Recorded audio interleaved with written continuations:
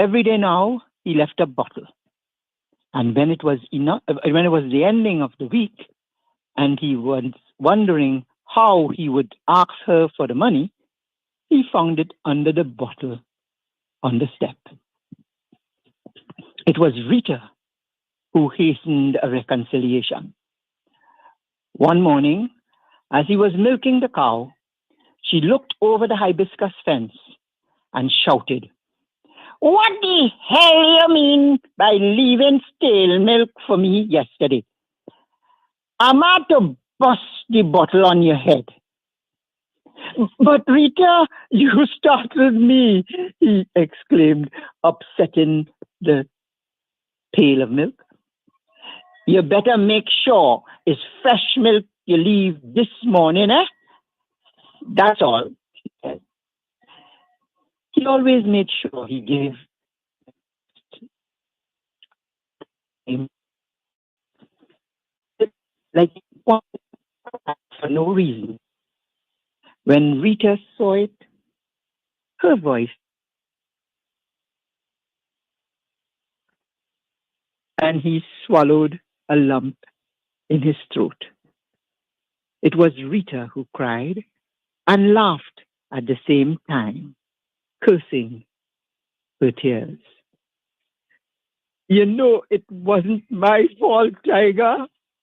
I try my best, so help me God, but what is it? What is to is, must is."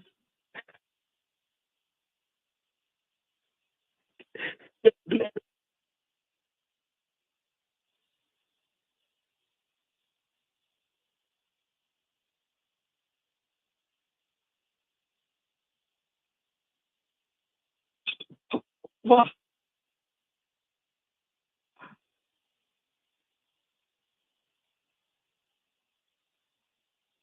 She let loose a barrage of questions. Where, Miller? You sent she way? I miss she too bad, man. Me and she used to have some good times together when you and Joe gone to work, when she coming back. But what happened, auntie? So long we ain't talk. What job you doing now? Like you're not working these days? I just see you working on the house. It's coming good. Oh man. But you can't build that by yourself. So what happened then? You know they lay Joe off the base? Yes, man, but he get a job with the railway in Port of Spain. Tiger managed to get a word. Urmila gone us for a holiday. I don't know how long she going to stay. For a long time, maybe. So nobody to cook or do anything for you? Look how thin you get in. Like you ain't had a good curry for a long time. A cooking curry today. I will keep some for you. It's all right. Don't trouble yourself. Shut your mouth, your big mouth. So what you doing these days? What happening? Tall boy did tell me to tell you not to forget you owe him some money still. But I did tell him that you and me not talking. And he laughed and he said that always happening. But I tell him this time is the last time that we done for good. And look how we talking now. But boy, you just hear how everybody saying that Ma Mary is a sukuya. You know, she living by the 9th Street. She just taking washing. They say she's sucking everybody baby blood. It's a good thing Chandra not here. Last night, they find bloodshed all in she yard.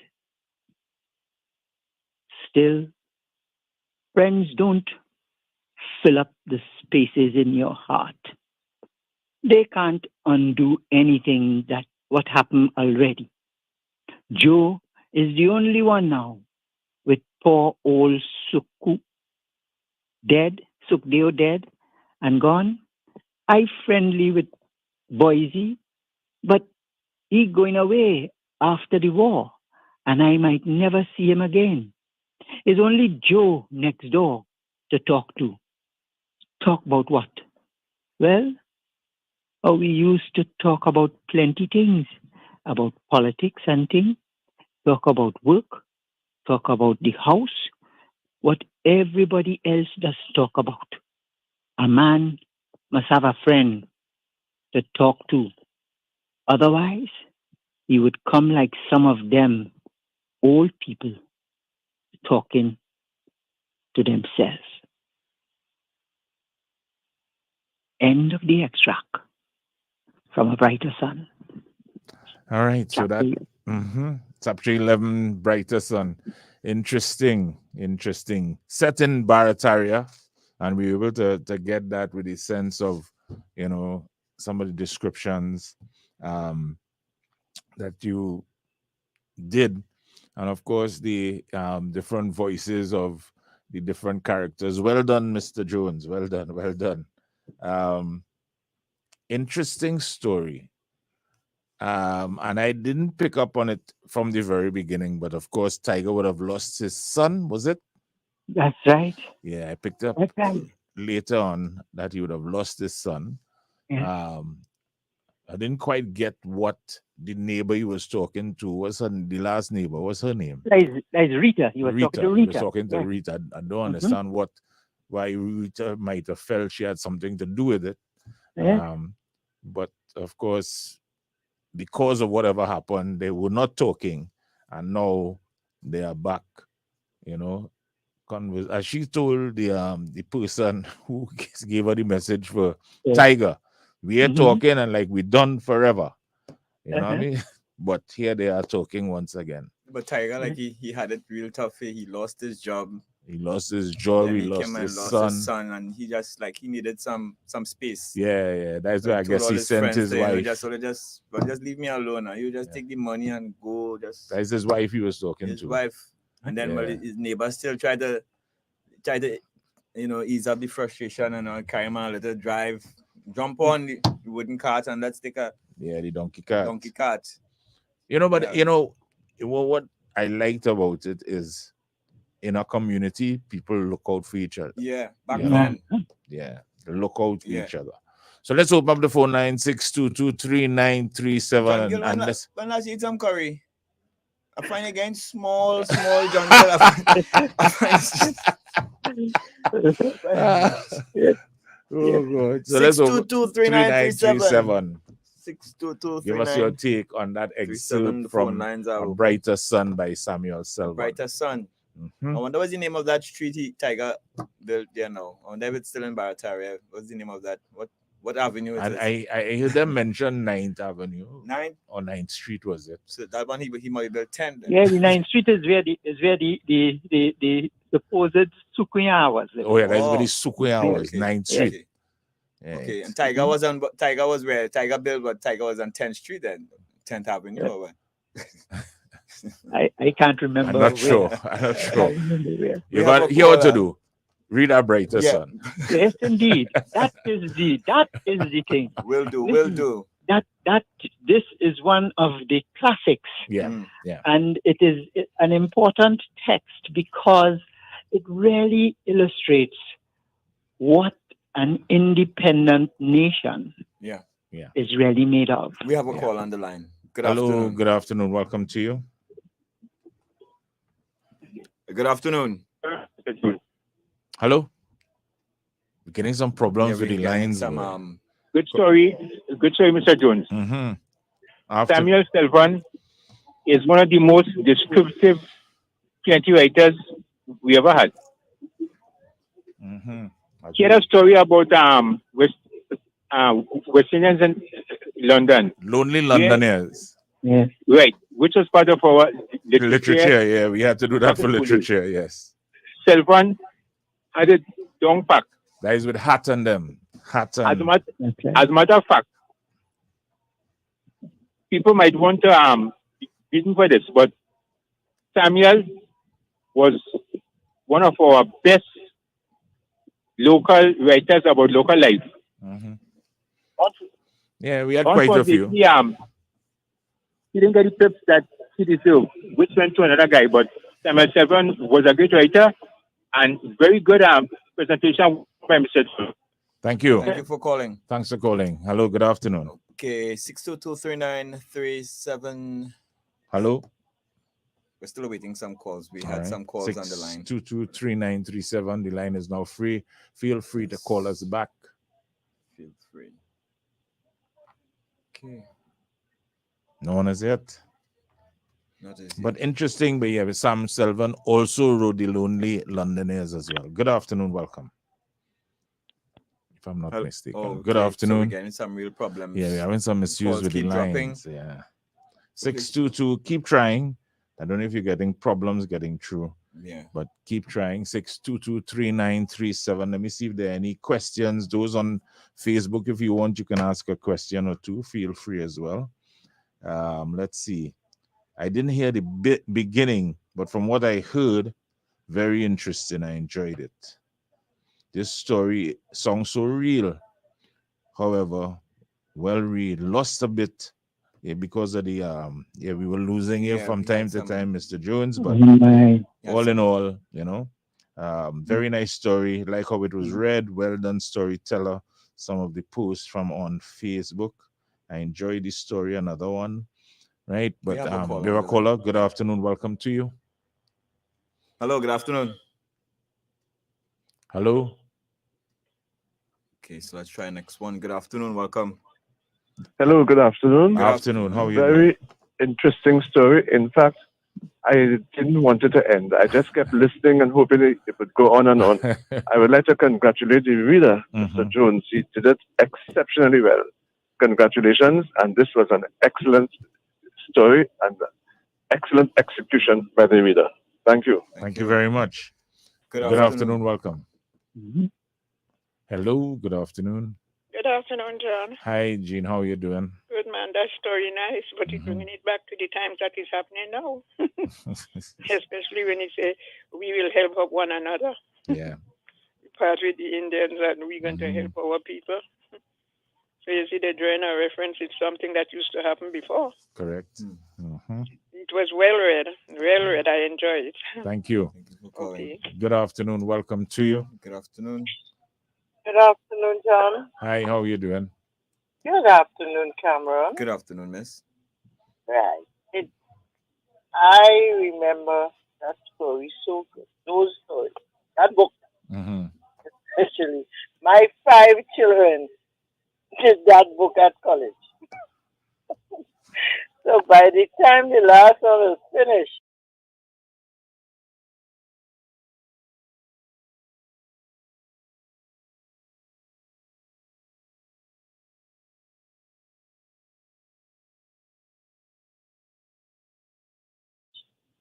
I could have helped Samuel Selvon rewrite that book.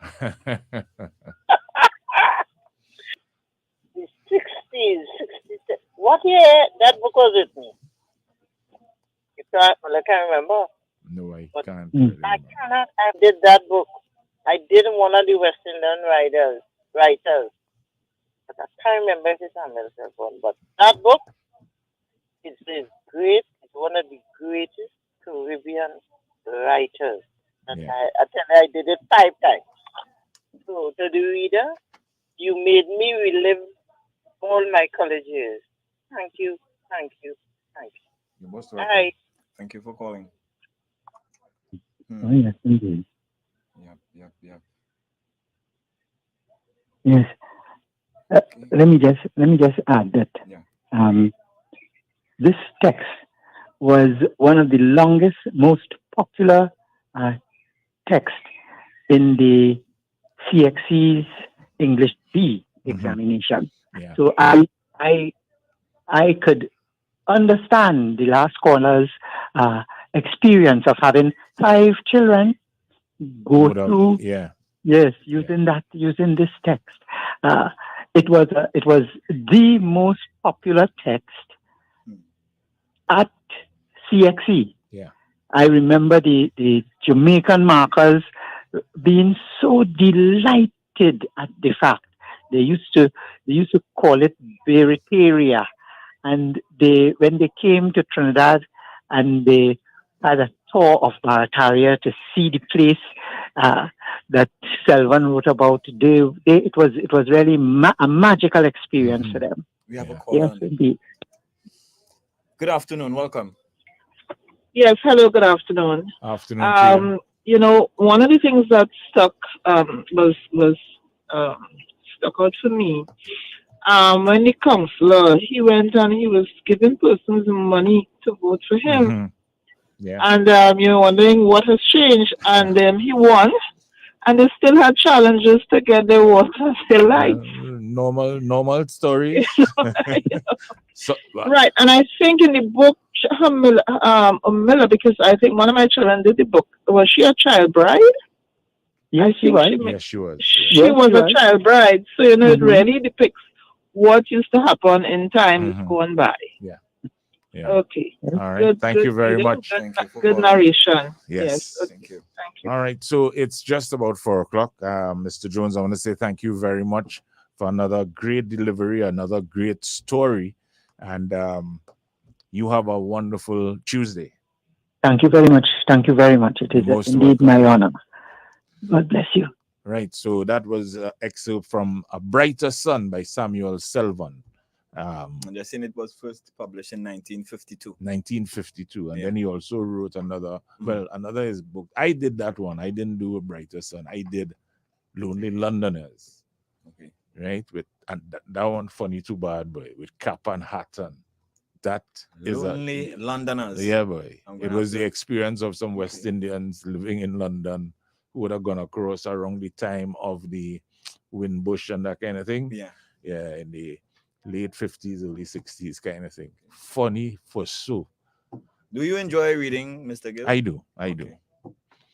Right, so it's time for somebody else to engage in reading, and that's our news presenter. Somebody else? Yes, someone else. Okay, right? Yeah. And that's our news presenter who will deliver News Center 5 at 4, and her name is Onika James. Okay. Broadcasting from Port of Spain, Trinidad, this is the most influential name in radio, I-95.5. Live local coverage you can depend on. This is News Center 5 at 4. Be more cautious on the roads. Advice from the TTPS's Traffic and Highway Patrol Division. Fishing Pond farmer Stephen Drury shot dead. Police detain a suspect. Irate Mayara residents protest for water. WASA admits some problems but promises a supply. And in Pakistan, a successful rescue of all 8 people trapped on a dangling cable car.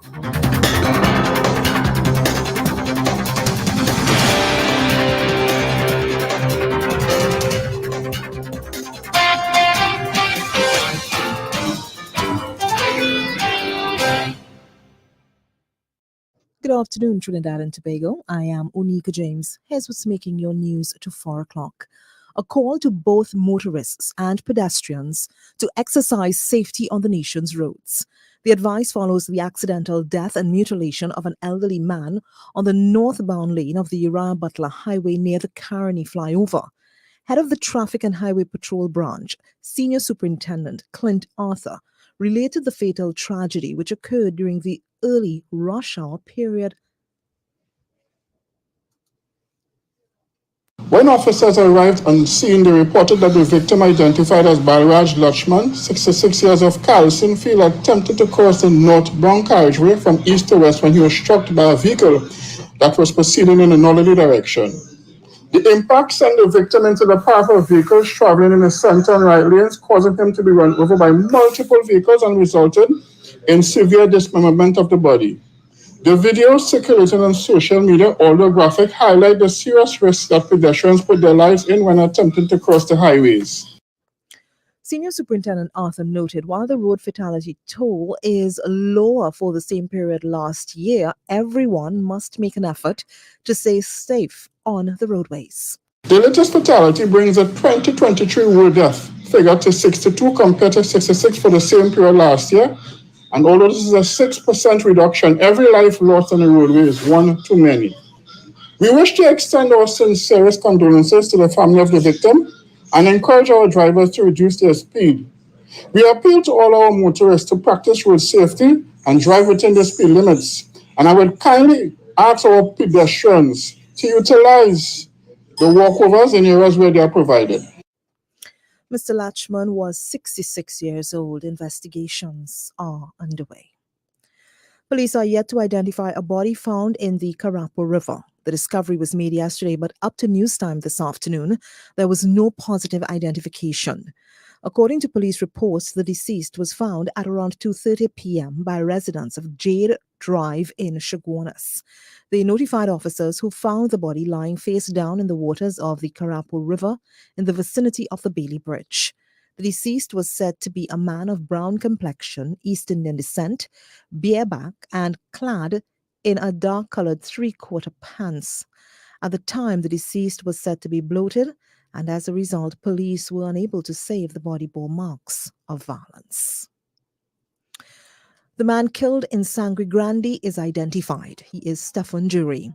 According to reports, 31-year-old Mr. Jury was fatally shot in Fishing Pond last night. Police say a bar owner at Granda Junction Fishing Pond reported hearing gunshots at around 8:45 last night and later found two sped shells on the road in front of his establishment. Acting on information, investigating officers were later directed to a forested area at Sichuran Trace where they discovered Mr. Jury's nude body in a drain. While at the scene, officers received information and went to Lemon Road Fishing Pond where they arrested a suspect in relation to the shooting. The suspect was allegedly found with a Glock 19 pistol containing one magazine and 10 rounds of 9mm ammunition under the driver's seat. The officers later went to Fleming Road, where they found Mr. Jury's Nissan Frontier truck alight. Investigations are underway. A lack of pipe-borne water leads to protest in Ottawa Village, Mayaro. Angry residents took to the streets during the early hours of this morning, complaining of dry taps. The frustrated villagers say there has been an ongoing issue and it is time the authorities intervene. The mob blocked the roadway, setting fire to old debris. One motorist described what he saw. Well, they block the road for me to come out of my area. Again, block road. After all the block road again. Well, we fight, we f***ing way through. That storm day. The police and them in the back, they don't know.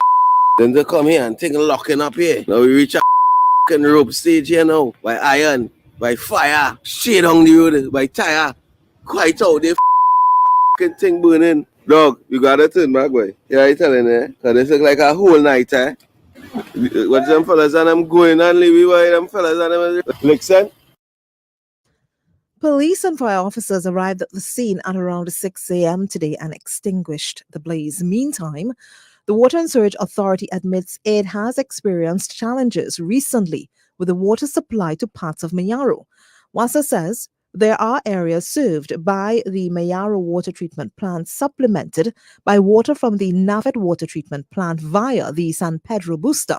However, the utility notes the rotational scheduled water supply to parts of Mayaro was negatively impacted recently by pressure-related issues off the San Pedro booster station. WASA says this affected the supply to some customers. The authority assures the service to Mayaro and environs will be restored on Wednesday, 23rd August, and will be rotated to surrounding areas. Meantime, the MP for the Mayaro area, Rushdan Pare, says water supply issues in his constituency are going unaddressed. In a release, Mr. Pare says the persistent water supply woes faced by the residents of Ottawa Mayaro, as well as the broader Mayaro constituency, remain unresolved despite efforts and assurances. Mr. Pare says the diligent residents of Ottawa Village took to the streets in demonstration, voicing their distress over the lack of a consistent water supply. A barrage of questions from the Opposition United National Congress for MP and Minister Stuart Young. This follows his admission that he donated a high-powered weapon to the Trinidad and Tobago Police Service under what the party says are questionable circumstances. At the party's media conference on Sunday, Orabooch East MP Dr. Rudal Muilal showed photographs of a Springfield St. Edge 5.56 pistol, which he said was actually an assault weapon. In a voice note, the MP had some questions for the Member of Parliament for Port of Spain North, St. Anne's West. He has confessed that he indeed donated or gifted a high-powered weapon to the Trinidad and Tobago Police Service. This raises very serious questions, including the question of why did Minister Young donate a firearm to the TTPS in circumstances where he would have received the license for that firearm only a couple of years ago. We have to ask Minister Young as well, did he personally hand it over to the TTPS or did an agent do it? Minister Young must tell us the circumstances under which he surrendered that weapon to the police. Minister Young must also indicate clearly whether or not that firearm was used before. Dr. Munilal questioned the need for such a weapon. Where did he buy it from? Who did he buy it from? How much did he pay for it? When was it registered? This matter is most startling since it is extremely uncommon, not even rare, but is a non-occurrence for a citizen to donate a firearm, a legal firearm, to the police service. Minister Young must indicate whether or not that firearm has been altered, any mechanism has been changed in circumstances where it may have become an illegal firearm under the law. Minister Young must indicate why is it that he procured such a high-powered firearm in circumstances where he may have had other firearms as well, and he has the full 24/7 protection of state security. Mr. Young is also Minister of Energy and Energy Affairs and Minister in the Office of the Prime Minister. Persons planning on using the ferry service between Trinidad and Tobago are told that additional sailing times continue today. In a statement, the management of the Trinidad and Tobago Inter-Island Transportation Company Limited says it wishes to remind the travelling public that additional sailings continue for persons travelling between the two islands. The TTIT advises the sailing times for today are as follows. Departure from Port of Spain, 11:30 a.m.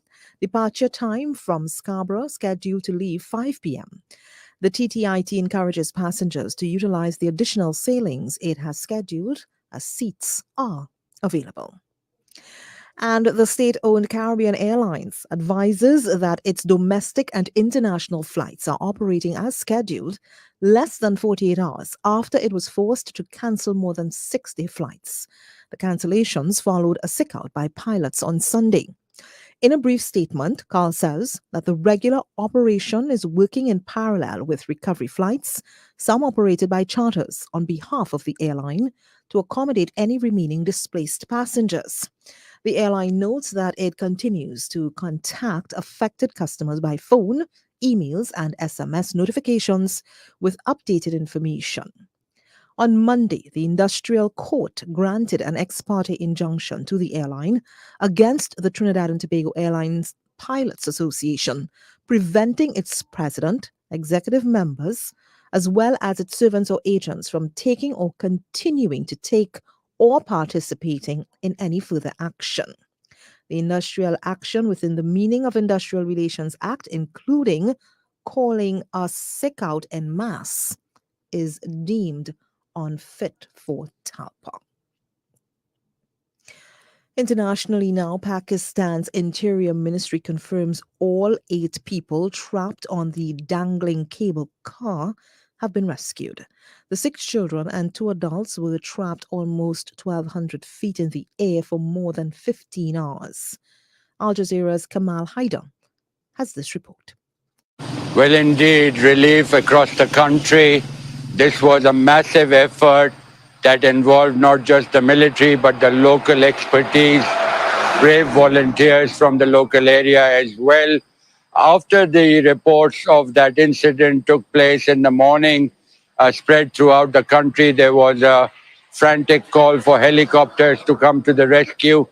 Those helicopters tried frantically to reach the cable car, which was suspended on it, tilting onto a side after those cables gave way.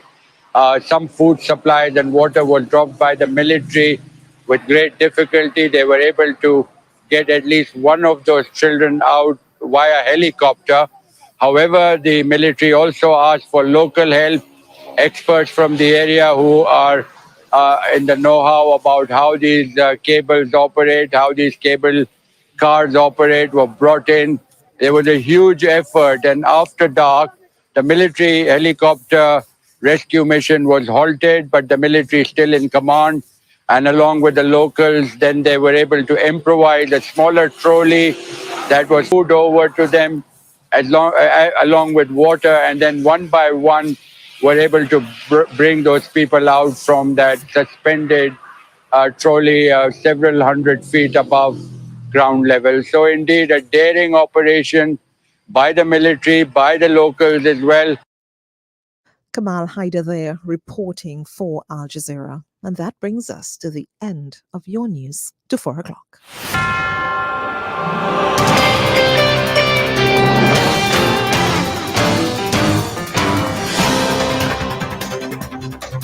As a reminder of the headlines before we go, be more cautious on the roads, advice from the TTPS's Traffic and Highway Patrol Division. Fishing pond farmer Stephen Jury shot dead. Police detain a suspect. Irate Mayaro residents protest for water. WASA admits some problems, but promises a supply. And in Pakistan, a successful rescue of all 8 people trapped on a dangling cable car. Stay with us. More news to come at 5 o'clock. News Center 5, live local coverage you can depend on. I-95.5, the most influential name in radio.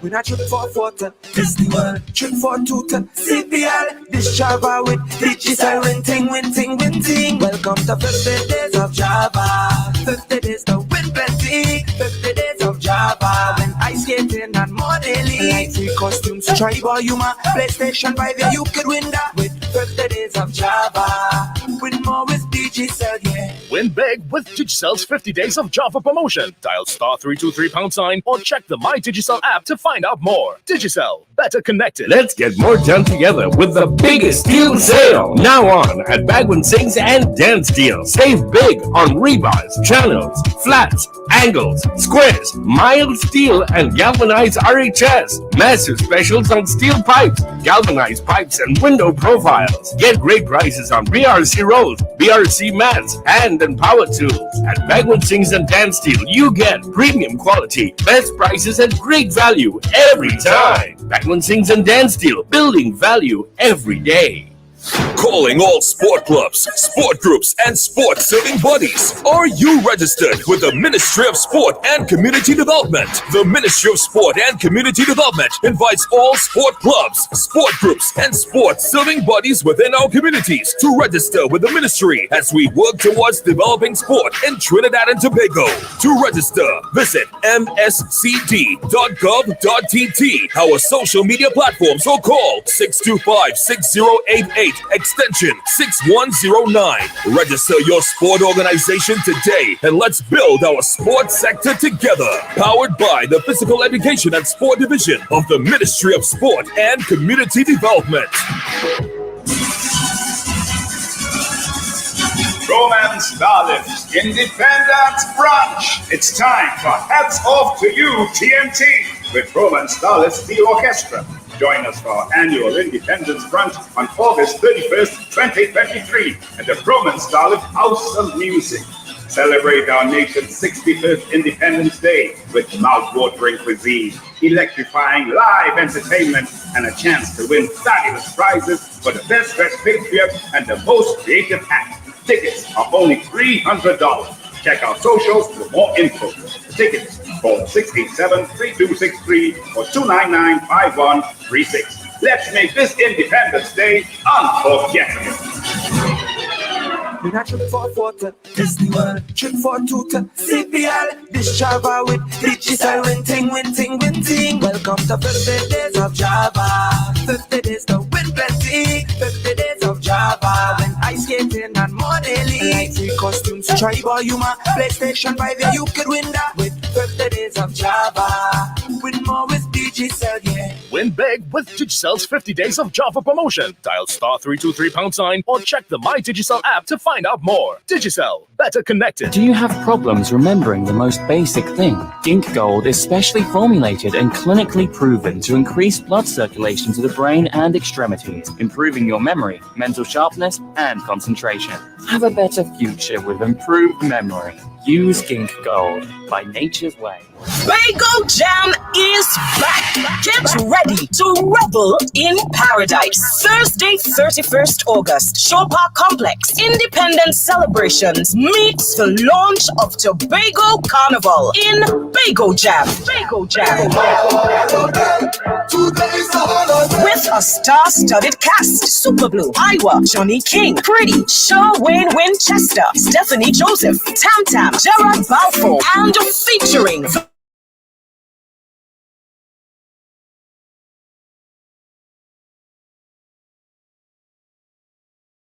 from 5:30 p.m. For more information, visit the Welcome to Bagel Facebook and Instagram page. Tickets $161 and sold online only at Weetix.com or visit Shore Park Cultural Complex, 9 a.m. to 4 p.m. on Independence Night. So Tobago Carnival begins. Come revel in paradise at Bagel Jam. I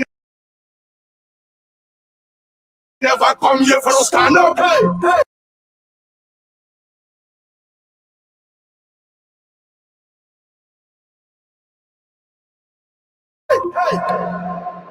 Yo, it's more mega, more chances, more money, more fun. With the mega bonus ball, win 40-1. Playway is giving you more mega for your money. Win 40-1 and win mega payouts daily. Now you can win 40-1 in every Playway mega mix draw if the mega bonus ball falls. That means even more chances to win when you play any of the mega mix options. Hey, it's more mega, more cash, more ways to win with the mega bonus ball. Unleash National Championships is on Saturday, August 26th and Sunday, August 27th. Starting time 10 a.m. daily at the Hesley Crawford Stadium. Calling all fans and family members, come out and support our young athletes as they seek national fame and glory. Come out and support the stars of tomorrow at the NGC Republic Bank National Juvenile Championships, August 26th and August 27th, Hesley Crawford Stadium, 10 a.m. on each day at a back-to-school price of $20 with children under 12 free.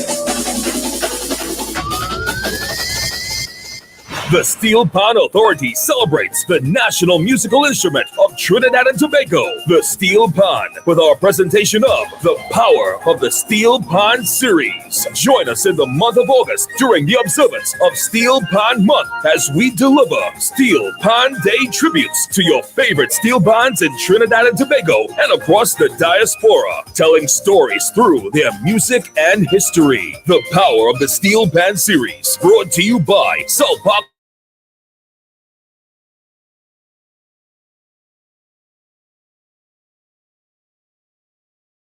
Universal Package Systems Limited, Woodford Cafe Price Plaza, the Water and Sewerage Authority, Panland Trinidad and Tobago Limited, Rescott Solar Energy Company, and Call Fire. Call Fire covers the power of the Steel Pan series, the pulse of the Steel Pan.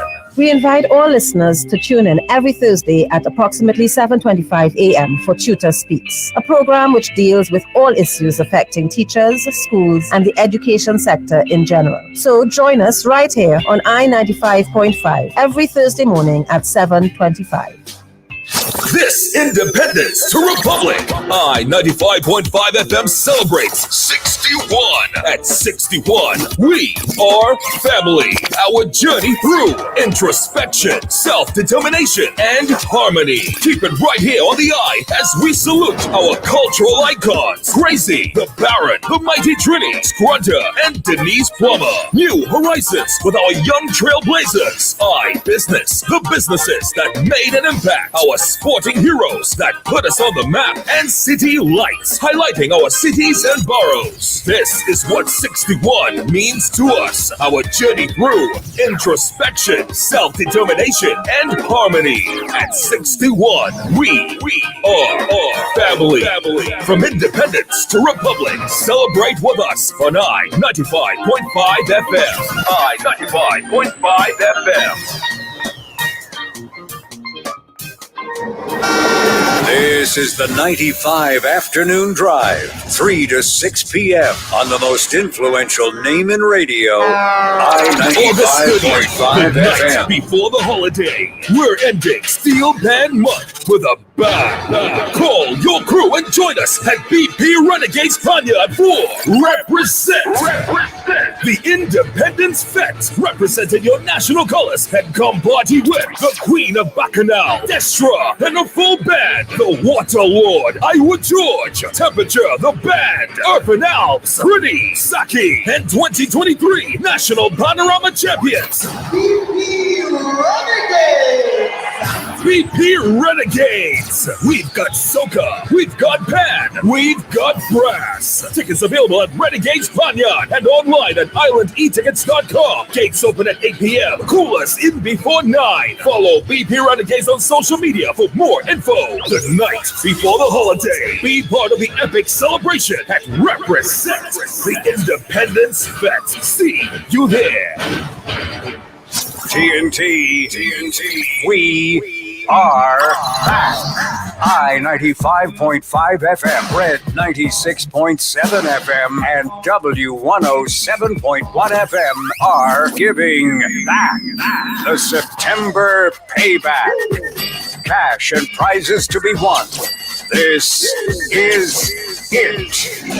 September payback is coming. Stay tuned.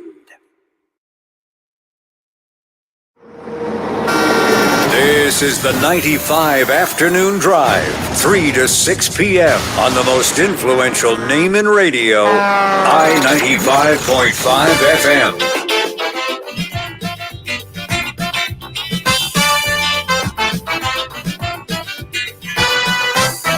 They say life begins at 40. I heard that repeatedly. But I never understood until I reached 43. When an old man said the first 40 years is preparation, building the foundation to build the rest of your life upon. So I start to reflect on the first 40 years. After about 15 minutes or so, I break down in tears.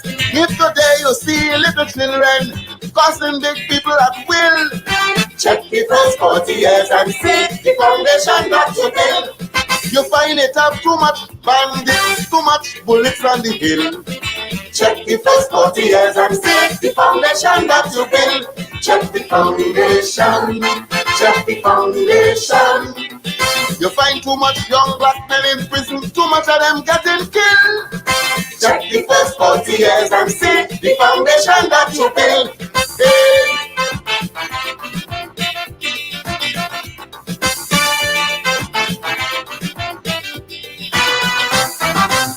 How you make your bed is so you'd lie down to sleep. What you sow you're going to reap, because God never makes sheep. When old people talking, take notice and listen well, because you could be on a road of good intentions leading to hell. From your first birthday 1962, August 21st. Compared to today, tell me if we're doing better or worse. If you feel we are self-sufficient in basic food stuff and skill, check the first 40 years and see the foundation that you build. You can produce your own doctors and nurses to take care of those who ill. Check the first 40 years and see the foundation that you build. Check the foundation. Check the foundation. In this day of globalization, we're talking about nigger and coolie still. Check the first 40 years and see the foundation that you build. Hey. Aye, aye, aye. Willful waste make woeful one. Cut your coat to suit your cloth. Pennywise punk foolish, a fool and his money will soon apart. 43 years of independence, oil and gas, money evermore. 43% of the population today destitute and poor. For the few areas of progress, everybody want to claim the fame. But in the areas where we fail, nobody at all want to take the blame. If you make an appointment for surgery 5 years ago, but you're waiting still, check the first 40 years and see the foundation that you build. Doctors writing prescription for the dispensary and no pill. Check the first 40 years and see the foundation that you build. Check the foundation. Check the foundation. Boy, you really want to go forward, but you're only sliding down the hill. Check the first 40 years and see the foundation that you build. Hey.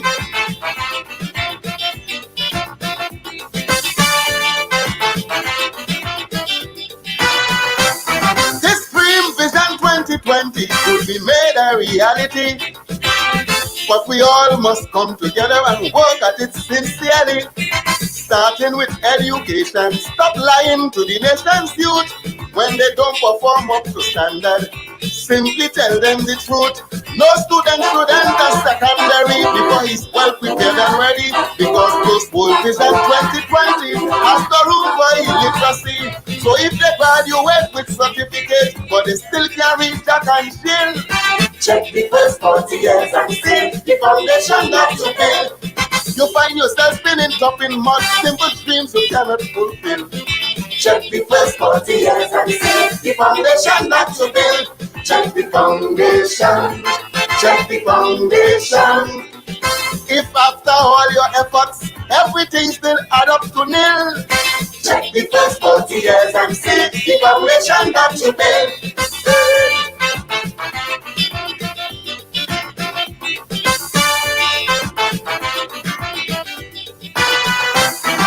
Check the first 40 years and see the foundation that you build. You pay all your water bill, but when you get water, it's muddy still. Check the first 40 years and see the foundation that you build. Politicians know what is wrong, but to put it right, they don't have the will. Check the first 40 years and see the foundation that you build. Everybody know the solution, but we living with the problem still. Check the first 40 years and see the foundation that you build. Our laws say hang those who kill, but if we become still enforcing their will. Check the first 40 years and see the foundation that you build. This is the 95 Afternoon Drive, 3 to 6 p.m. on the most influential name in radio, I-95.5 FM. As we get ready to celebrate our 61st anniversary on, when is it? Thursday next week. Next week, Thursday, we will celebrate being 61. I know a lot of dark things happening in this country, but let's talk about something positive that's happening. Because most people know about the dark things. What's happening? What? Right, so the North Central Regional Health Authority is launching the Wellness Club on the Etihad grounds, Tunapuna, tomorrow, Wednesday, 23rd of August at 5 p.m. So you can look out for that. That's happening. There'll be screening and testing, weekly activities, aerobics, aqua, athletics, yoga, tai chi, nutrition and dietetics, specialist consultation, bouncy castles, free giveaways and prizes. Right? So you can check out North Central. That's the Wellness Club that begins on the launch is tomorrow and it will continue. And then on Saturday, yes, it's free of charge. Then on Saturday, they have the Kids Checkup Wellness and Fun Day. Then that's on Saturday, August 26th. There'll be face painting, pediatricians, bouncy castles, dental screening, INA screening, nutrition, dietetics, mascots, entertainment, food and refreshments. And this is for ages children 5 to 16, I believe. Yes, 5 to 16, right? Children must be accompanied by an adult, right? And it's a free, and you have your free back to school checkup as well, right? So that's happening. The launch is tomorrow, and then the activities continuing during the week. And on Saturday is the children's turn, right? The kids' wellness and fun day, right? Because, right, as I said, tomorrow launches the Wellness Club, the NW Northwest Health Authority. Yeah, Northwest. Right, Central NWRHA. Right, we'll be having the launch of their Wellness Club, right, from 5 p.m. tomorrow at Eddie Hart, and you can go check it out. And on Saturday, as I said before, you will have the Children Wellness and Fun Day, and that will take place at the Mount Hope. That Fun Day on the 26th takes place straight up until right, but this one on Saturday takes place the Mount Hope Women's Children's Center from 8 a.m. to 3 p.m. That's on Saturday. Okay. Right? But on Eddie Hart, there will be the launch of the official launch is tomorrow at Eddie Hart. of the Wellness Club. Right? So good. That's happening. Good news. Good news. Good news. Right? Because lots of continue seemingly unbeaten. Yeah. And then, of course, we had the Cal situation over the weekend. I haven't gotten to the bottom of why the pilots, decided to strike, and why at that point in time, because it had serious effects, not only in Trinidad and Tobago, but throughout the Caribbean, because it affected CPL. It affected those who would have gone to CPL trying to get back to their homes and so forth, whichever island they went from. So it was a significant impact. I'm hearing losses to the tune of 15 million or thereabouts, so significant. Why was it done at this particular time? Well, I suppose if you want to do something, you want to do it at a time where it have most impact. You understand? Yeah. And they were able to achieve that. And they would have known right? when it's, Most impact. So they have been I see Minister Stuart Young has been critical of the pilots. But I don't have all the details, so I will not venture, to give an opinion on what has happened thus far until I have more information. Right? But so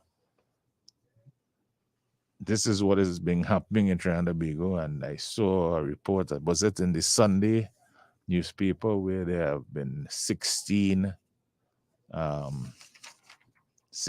deaths in let me see if I get it in correct. I saw a quote just now. 16 murders in 6 shot dead in 16 hours. Yeah. So over 16 hours. In 16 hours, there were 6 murders, and those things have continued. I don't know. I'd like to make an appeal to those carrying out the murders. You think they're gonna hear you? I don't know, but somebody has to make an appeal. Some of it seems so at times nonsensical. Some of them Some are said to be gang related. Some are said to be hits coming from inside the prison, because I saw an article that talked about the shooting in Grenada, that was intended for a gentleman who was in Grenada at the time, but that hit came from inside the prison, inside prison walls. I don't know. And that's the continuing saga of these warring factions, right? The gentleman who was who I think an attempt was made on his life in prison, and now we're having retribution and retaliations based on that all over the place. And I don't understand. I want to appeal to the young men. I don't know. It not making. Why are you at war with yourself, basically? Why are you killing people that look just like you? I don't understand it. I don't understand, and I don't know. Somebody has to. We have to find a way to put an end to this. An end to this, rampant taking of life. That's the first decision now, It's long time you cuss somebody, belt a big stone. No. None of that. Can't pass and watch you. Too Yeah. hard. Where you watching him for? And then it starts. So that is unfortunately where we are. How do we fix that? I am really at a loss right now. Yes, the police have a role, but so too do parents, so too does the church, so too does the community. You know what I mean? We all have a role to play, and we have to stand up, because if things continue the way they're going, it will eventually impact us all, because it happened to you yet. Don't feel it can come by you, So we have to be careful.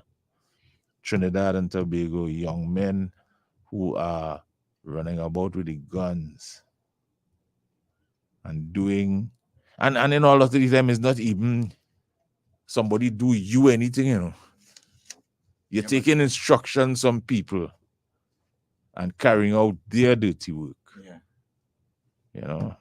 And that's unfortunate. That's really unfortunate. 622-3937. It's Tuesday, August 22nd. You're buying a gun for over 20-something thousand to rob. Well, I don't know how many of them buy guns or they receive guns or. So why take that money and buy some groceries or, Yeah, because a lot of the time, buy a car. You these big high-powered guns to go and rob a parlor, mini mart. You could use that money and invest it in something else. That's providing they're paying for these guns, and some of them are being given the guns to carry out whatever they need to carry out. And that is unfortunate. I would leave it up if you watch. You call me. You want. You know what? Do it yourself now.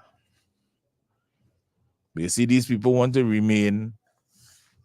They want to sanitize themselves. They ain't doing it. But again, you to do it for them, which is unfortunate. So it's easy to just.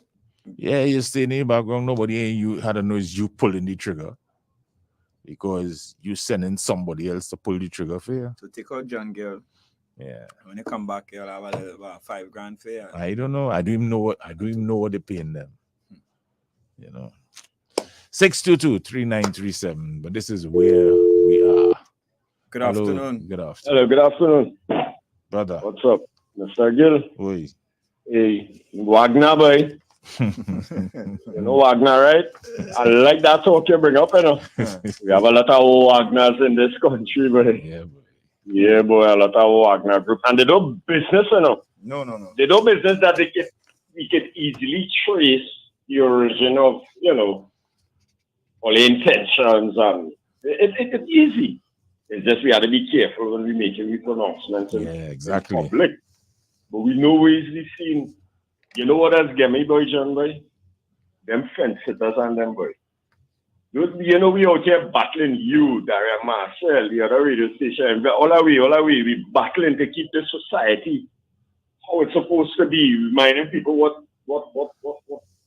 we have before us, what we need to be grateful for, what we need to, you know, the things that we have to use to push forward. And then we have a portion of society that's totally negative.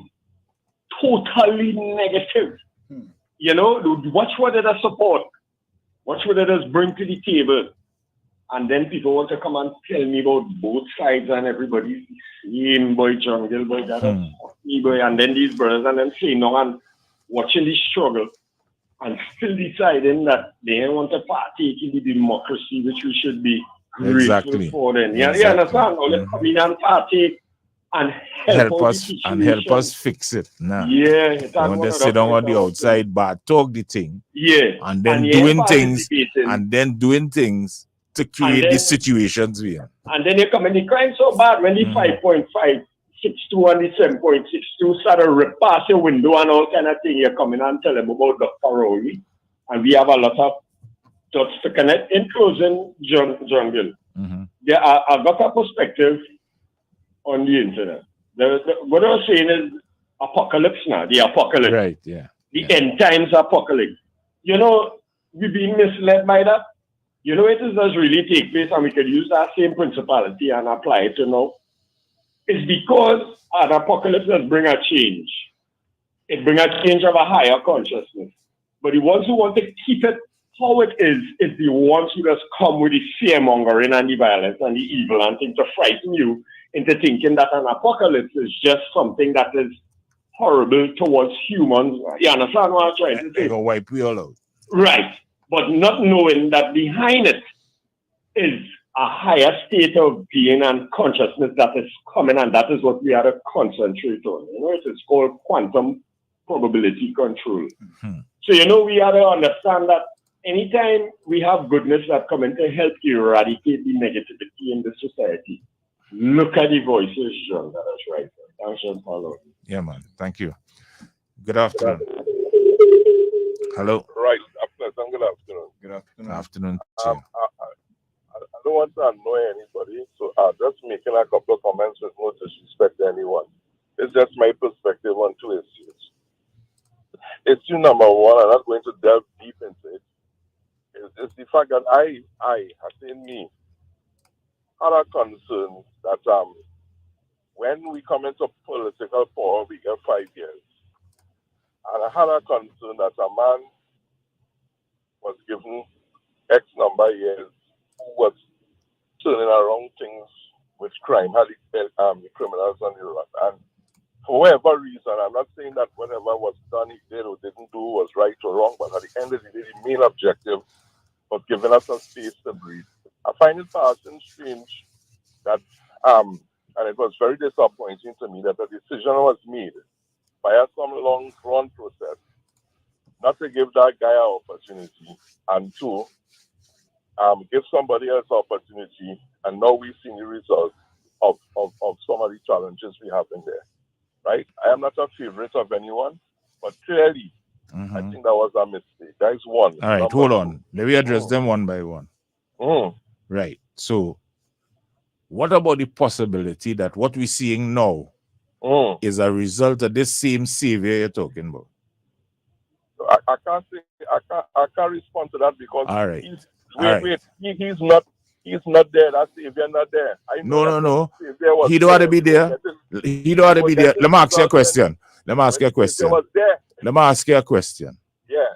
Some of the things we're going through now, can they be traced back to between 2010 and 15? I don't agree with that. You don't agree? No. Some of the things we're going through now, can they be traced back to 1990? You don't agree with that either? No. All right. Okay. My Because last it. point. Mhm. Go ahead, go ahead. No, but I'm saying, you see, maybe you don't have all the information. No, I think we had enough time to correct some of these things. We had enough time to correct it. To correct some of these things. Seriously? Yes. And you have helped in correcting it. How? Yes, I have helped in correcting it. Well, I just asked you how. Well, I'm going to answer you. All right, nice. I just retired from the establishment, right? I was there in 1990. Mm-hmm. Well, and I made 50 years there. Good. Happy to So hear that. that was And my thanks for your service. contribution. Thanks for your And service. I am also involved in our neighborhood watch community, etc. So if you were there for 30 years, you would have been there at the same time as the gentleman you're talking about. Yeah, but not in that establishment, the TTPS. Huh? Or you in the TTPS? Yes. Well, then you have friends in the services, army. Yeah. Talk to them about that same gentleman. All right. Get their opinion, because I don't want to tell you nothing. You get good. that, right? All right. One last thing.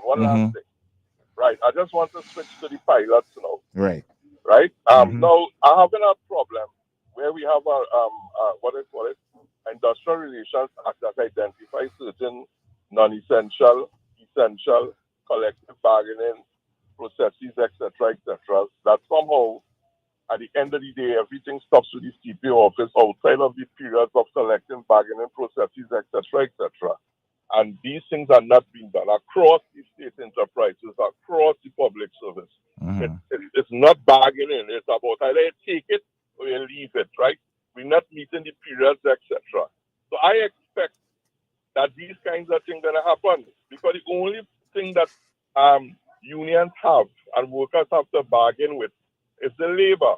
And while we look at the inconveniences caused by the pilots staying home unwell or striking, as some people want to say, we're not looking at the fact that the state has been irresponsible towards these same pilots and several other sectors who are looking at some companies 13 years, 14 years, there's been no salary increase.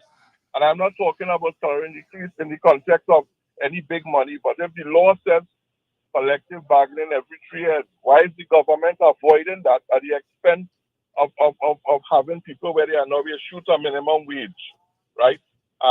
Proposal that could have included with that same minimum wage possibly increases during that period of time, that there will be no need for a minimum wage. But at the end of the day now, when the pilots withholding labor or different people withholding labor organizations, them wrong, the state right. Right? That's just my comment on that. All right. Thank you. Hello, good afternoon. Hi, good afternoon, John. Afternoon to you. Yes, sir. So, John, this pilot scene, this BV scene, right? This BV thing. You know, for those who know the industry, right? And let us not forget that the airline started with a dream. Remember the Prime Minister in forging and creating this independence plan for a new country after independence. Looked at oil and gas as an important sector of our development and a national carrier. Our Prime Minister, Rick Williams, bought those planes for cash, you know, at that time, 60 years ago, right? And over the years, different management and the industry, planes were never built for the Caribbean. So what happened is that BW had to create, and the eventual CAL had to create a sort of model in which to survive, and it wasn't sustainable. So over the years, it transformed into what it has become now, right? Where we always performing in the black. But people who work in the industry will tell you that was a red letter day for Trinidad to have an airline where you had different skills. People were able to work and develop. Even the pilots who playing as though they are some sort of powerhouse now. They got those benefits because of a national carrier, the dream of the Prime Minister. So listen, so we mustn't forget our dream. You understand? Wherever it eventually becomes, we must not forget our dream. We know the pilots and they would sit down on a table with all the unions of the airline, the general staff, the management, and you would never hear what the pilots got in the negotiation. Everybody else's salaries are on the table, and you would never know what the pilots got. And this is what we create, this this boys club, right, where they feel that they are power to them. They have breached an industrial relations act. That is a serious a serious thing they've done that results in imprisonment and all kind of thing. I want to see where this goes because listen, so we mustn't forget a dream because you notice all these associations and organizations transform into enemies of the state. That's what the media association, everybody. Up to now, we haven't had an apology from TV6 for confronting the Prime Minister of this country the night of the election in Diego Martin to tell him that 30,000 people vote in Diego Martin, which was incorrect. No, 30,000 votes for NTA, not For just NTA. 30,000 people voted. In Diego Martin. Yeah. So you understand the problem we have, and the Prime Minister craftily converted it to Guyanese dollars. You know, they pick up the Guyanese dollar part of the thing and they're making an issue. Remember that? Yeah. If you divide by 0.032, you will see, or multiply by 0.032, which is the exchange rate, you'll get about 1,000 votes we get in Diego Martin. But we only majoring in minors in this country because we are against the government. So this whole BV thing, let us not forget where it goes. But I want people to remember that issues between pilots and their airlines are not exclusive to Trinidad. A number of airlines have gone through that, right, and have had to deal with it. I mean, American Airlines was going through something the other day as well. Exactly, and you know what I mean? They took cut. The pilots took cut. Yeah. Right. So we have to understand. I mean, the caller before you was talking about everybody wants to blame the government.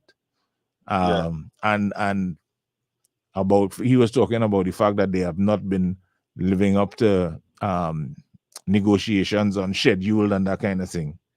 But you could only do with what you have. But you could only work with what you have. You can't work. I mean, the government before, between 2010 and 15, was working because they were borrowing to sustain stuff. Right. This government has decided we're not going down that road. But John, too, everybody pole vaulting over the reality that our lives were protected by government in a pandemic. They pole vaulting over the fact that we could only talk about salaries because we are alive today, right? And people were dying left and right. How much people burying in Baco, in Basel, in mass grave without proper funeral and families visiting them and all. We seem to everybody forgetting that because it's convenient. Because it's convenient. Brother, for those of us who are thinking, we mustn't forget. Right? That's right. Thank you. Brother. All right. Have a blessed one. Good afternoon. Welcome. Good afternoon to you, John. Afternoon to you. John, is what's sustainable? Let's say that the government go and start to offer these high increase in wages just for political expediency. When we reach a point that it cannot be sustained, we will pay the price. Because here what? We had to pay, you know. It's either you pay it now to look for a better time down the road, or you don't pay it now, but you will pay it down the road. And that's the point. Which is what that's what the UNC did. They borrowed for political expediency. That's right. And now we paying for that, you know. Absolutely. So absolutely. Because let me tell you something. God, people forget that budgets were running at over $60-something billion a year between 2010 and 15. We have cut that back to 50, 53, 54.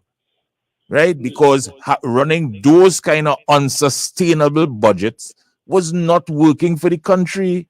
But, you know, they concentrate. But people conveniently forget them things, you know. They concentrate on what will keep them in power, and that is what good for they don't concentrate on what is good for the country, the reality of the situation. Yeah. They don't want to deal with that.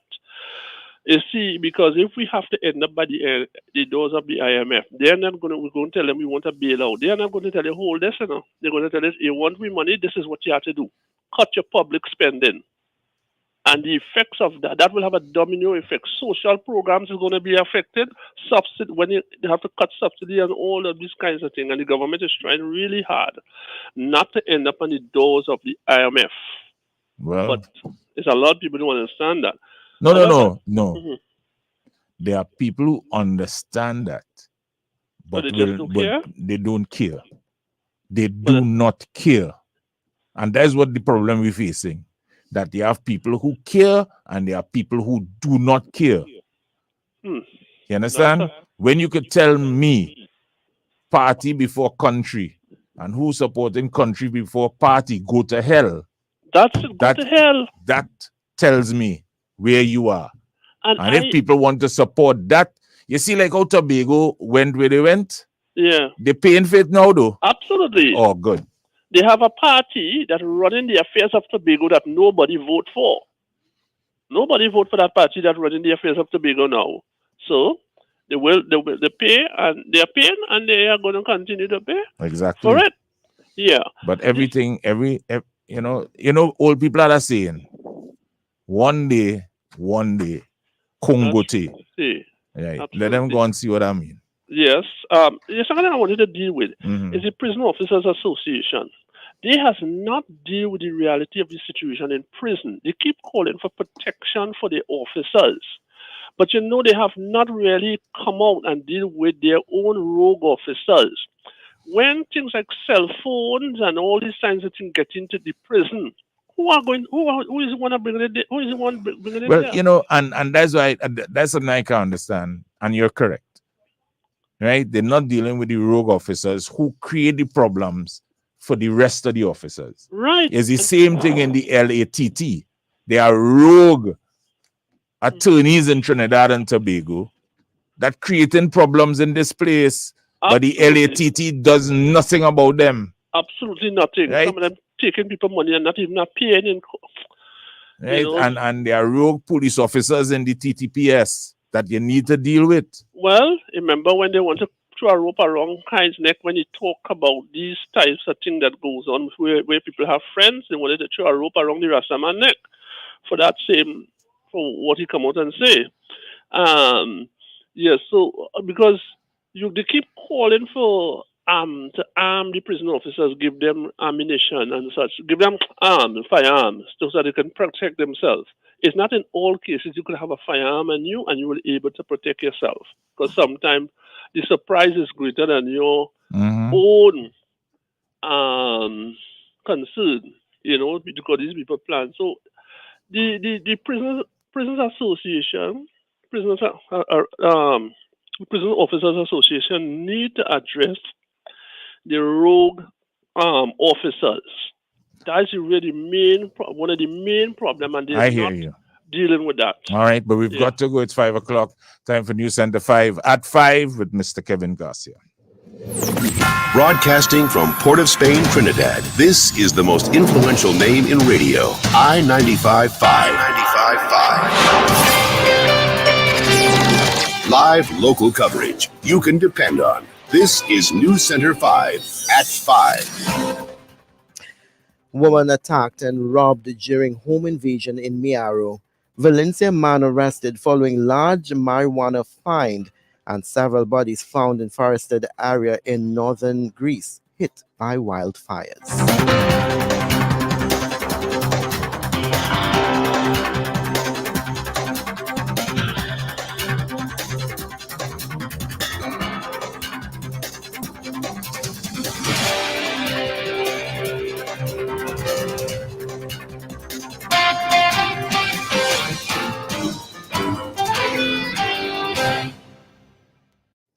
Good afternoon, Trinidad and Tobago. Now with the news in detail, I am Kevin Garcia.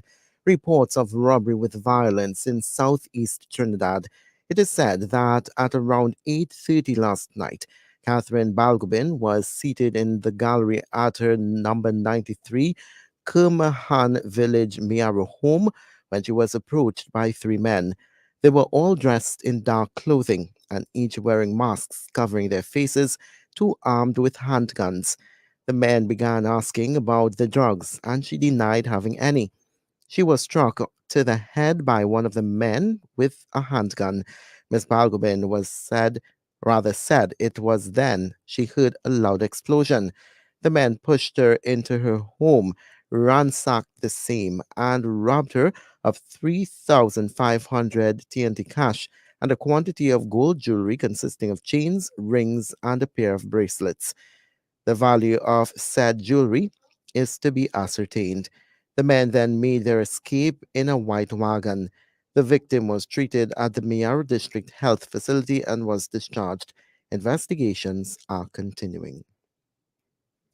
Rehearsals for the Independence Day Military Parade 2023 are set to begin. The Ministry of National Security puts residents of areas around the Queen's Park Savannah and the Nelson Mandela Park on notice on the upcoming events. This includes the actual parade on Independence Day, August 31st. Rehearsals are carded for tomorrow at the Nelson Mandela Park from 6:15 a.m. to 9:30 a.m. There will be another rehearsal on Monday at the Queen's Park Savannah from 6:15 a.m. to 9:30 a.m. The ministry says the dress rehearsals are carded for Tuesday, August 29th at the Queen's Park Savannah from 6:15 a.m. to 9:30 a.m. And then the Independence Day Military Parade on Thursday, August 31st at the Queen's Park Savannah from 6:15 a.m. to 9:30 a.m. The ministry says it should be noted that there will be noise emanating from the musical bands and the use of pyrotechnics for the gun salute accompanying the rehearsals and the parade. It says any inconvenience caused is regretted and it thanks the public for their cooperation. Eastern Division police officers arrest one man in connection with a large find of marijuana, the police service says. Around 8:30 a.m. yesterday, officers attached to the Sangre Grande Criminal Investigations Department executed a search warrant at the Marcus Lane, Valencia residence of a 55-year-old suspect. It is said upon searching, the officers discovered 2 grow rooms where a total of 45 marijuana plants were being cultivated. The suspect was subsequently arrested and conveyed to the Sangre Grande police station. Investigations are ongoing. And some news now outside of Trinidad and Tobago. 18 bodies have been found in a forested area of northern Greece, hit by wildfires for the past 4 days, the Greek Fire Service has said. Initial reports suggest those who died may have been migrants. A coroner and investigation team are heading to the scene in the Dadir forest, the Evros region of northeastern Greece, not far from the Turkish border, has been ravaged by fires. Earlier, Nikki Kitsantonis of the New York Times in Athens spoke with the BBC on the matter. Several fires burning across the country, the biggest of which is in near Alexandroupolis, which is in the Evros region, close to Turkey, in the border area. That fire broke out on Saturday and has been burning pretty much constantly since then, spreading to villages, prompting evacuations. Today was one of the worst days. Woke up to news that a hospital had to be evacuated, the University Hospital of Alexandroupolis, which is the main port there. And dozens of patients were moved onto a ferry, which essentially acted as a floating hospital. The more serious cases were moved to other hospitals, and there were also several newborn babies in incubators that had to also be moved from that hospital due to the thick smoke and the flames which had actually entered the grounds of that hospital. So those people were moved away. But this news was overshadowed really later in the day with the breaking news about a group of migrants, 2 groups of migrants, as you said, who were found burnt to death on the outskirts of the Dadia forest, which is close to the Turkish border and is one of the popular crossings for migrants trying to get to Greece and beyond. Now, it appears that these people are migrants. The fire service spokesman said that there had been no reports of missing people in the area, so they're assuming that these people had been probably hiding out in the area, as often happens during these crossings, so that they don't get detected. And that story there brings us to the end of your news, to 5 o'clock.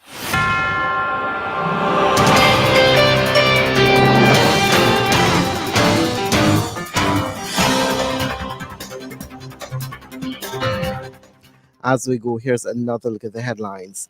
Woman attacked and robbed during home invasion in Miaro. Valencia man arrested following large marijuana find. And several bodies found in forested area in northern Greece hit by wildfires. I am Kevin Garcia. Thank you so much for staying with us. Our next Major News Center 5 can be heard this evening at 6 o'clock.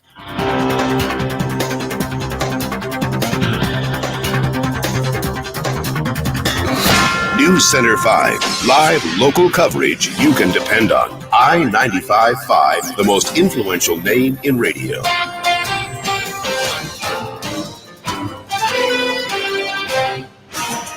In observance of Steel Pan Month in Trinidad and Tobago, the Steel Pan Authority celebrates the power of the Steel Pan series, the pulse of the Steel Pan. It's Golden Hands Steel Pan Day, featuring Golden Hands. Golden Hands has competed in many steel pan competitions, both locally and internationally. These include the Trinidad and Tobago Biennial Music Festival, in which Golden Hands has won over 100 championship titles and trophies, including the President's and Prime Minister's awards on 2 occasions. Golden Hands participated in the National Small Band Conventional Panorama Competition for the first time in 2010 and placed second by just half of a point. In 2015, Mrs. Vanessa Headley Brewster was the first person to compose, sing, and arrange her very own piece of music for the Panorama competition, and did so for the following 4 years. In 2018, Golden Hands was victorious in the small band category of the Panorama competition with Mrs. Headley Brewster's arrangement of Trouble. The power of the Steel Pan series from the Steel Pan Authority in observance of Steel Pan Month. Brought to you by South Park Plaza, Westby Supermarket, Kia Motors, Penny Saver Supermarket Tobago, RBC Royal Bank, Cathedral Credit Union, Brentwood Shopping Mall, Universal Package Systems Limited, Woodford Cafe Price Plaza, the Water and Sewerage Authority, Padland Trinidad and Tobago Limited, Rescott Solar Energy Company, and Call Fire. Call Fire covers. Need parking? Secure your spot today. Parking available at the San Fernando Parkade is coming soon. The San Fernando Parkade is a new state-of-the-art parking facility located at the waterfront. It's a safe, secure facility with easy 24/7 access, on-site friendly personnel, daily and monthly parking available with rates starting as low as $8 per hour. It's convenient parking for you. Visit unicart.com to sign up now. Hey, Pops, remember when I was learning to swim at 5 and you told me there was nothing to fear? Yeah, you were screaming to get out the pool. Well, it's just like First Citizens online banking. There's nothing to fear. It has first-class security to protect your information. You get alerts to verify every transaction. And you can always double-check every online transaction before you confirm. I'm not so sure. I mean, this is money we're talking about. I always trusted your advice, Dad. You can trust mine now. Okay, I'll sign up. First Citizens Easy Banking makes your everyday banking so much easier. Visit firstcitizensgroup.com to get started. First Citizens, we put you first. Let's get more done together with the biggest steel sale now on at Bagwin Sings and Dan Steel. Save big on rebars, channels, flats, angles, squares, mild steel, and galvanized RHS. Massive specials on steel pipes, galvanized pipes, and window profiles. Get great prices on BRC rolls, BRC mats, hand and power tools. At Bagwin Sings and Dan Steel, you get premium quality, best prices, and great value every time. Bagwin Sings and Dan Steel, building value every day.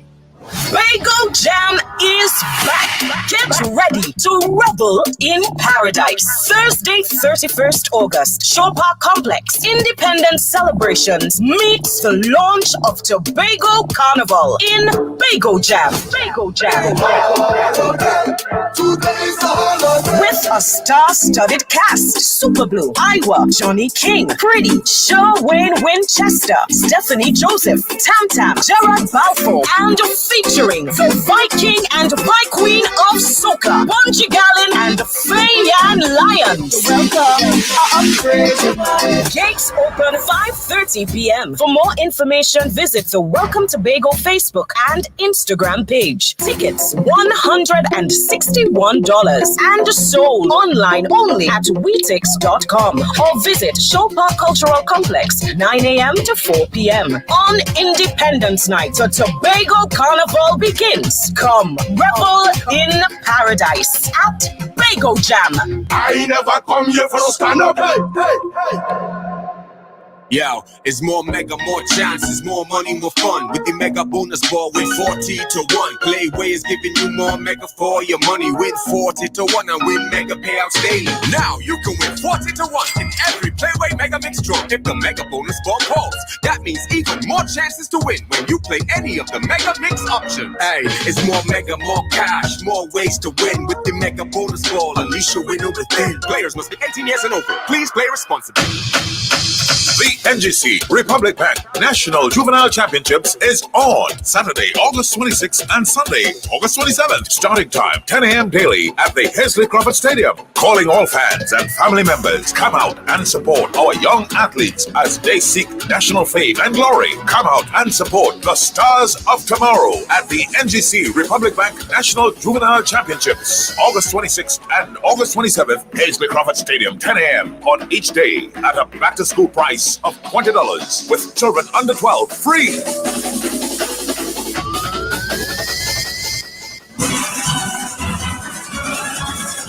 Romance Darlings Independence Branch. It's time for Hats Off to You TNT with Romance Darlings the Orchestra. Join us for our annual Independence Brunch on August 31st, 2023 at the Romance Darlings House of Music. Celebrate our nation's 61st Independence Day with mouth-watering cuisine, electrifying live entertainment, and a chance to win fabulous prizes for the best dressed patriot and the most creative act. Tickets are only $300. Check our socials for more info. Tickets, call 687-3263 or 299-5136. Let's make this Independence Day unforgettable. August 30th, the night before the holiday. We're ending Steel Pan Month with a bang. Call your crew and join us at BP Renegades Panyard for Represent. The Independence Fete, representing your national colors, and come party with the Queen of Bacchanal, Destra, and a full band, the Water Lord, Iowa George, Temperature, the band, Urban Alps, Pretty, Saki, and 2023 National Panorama Champions.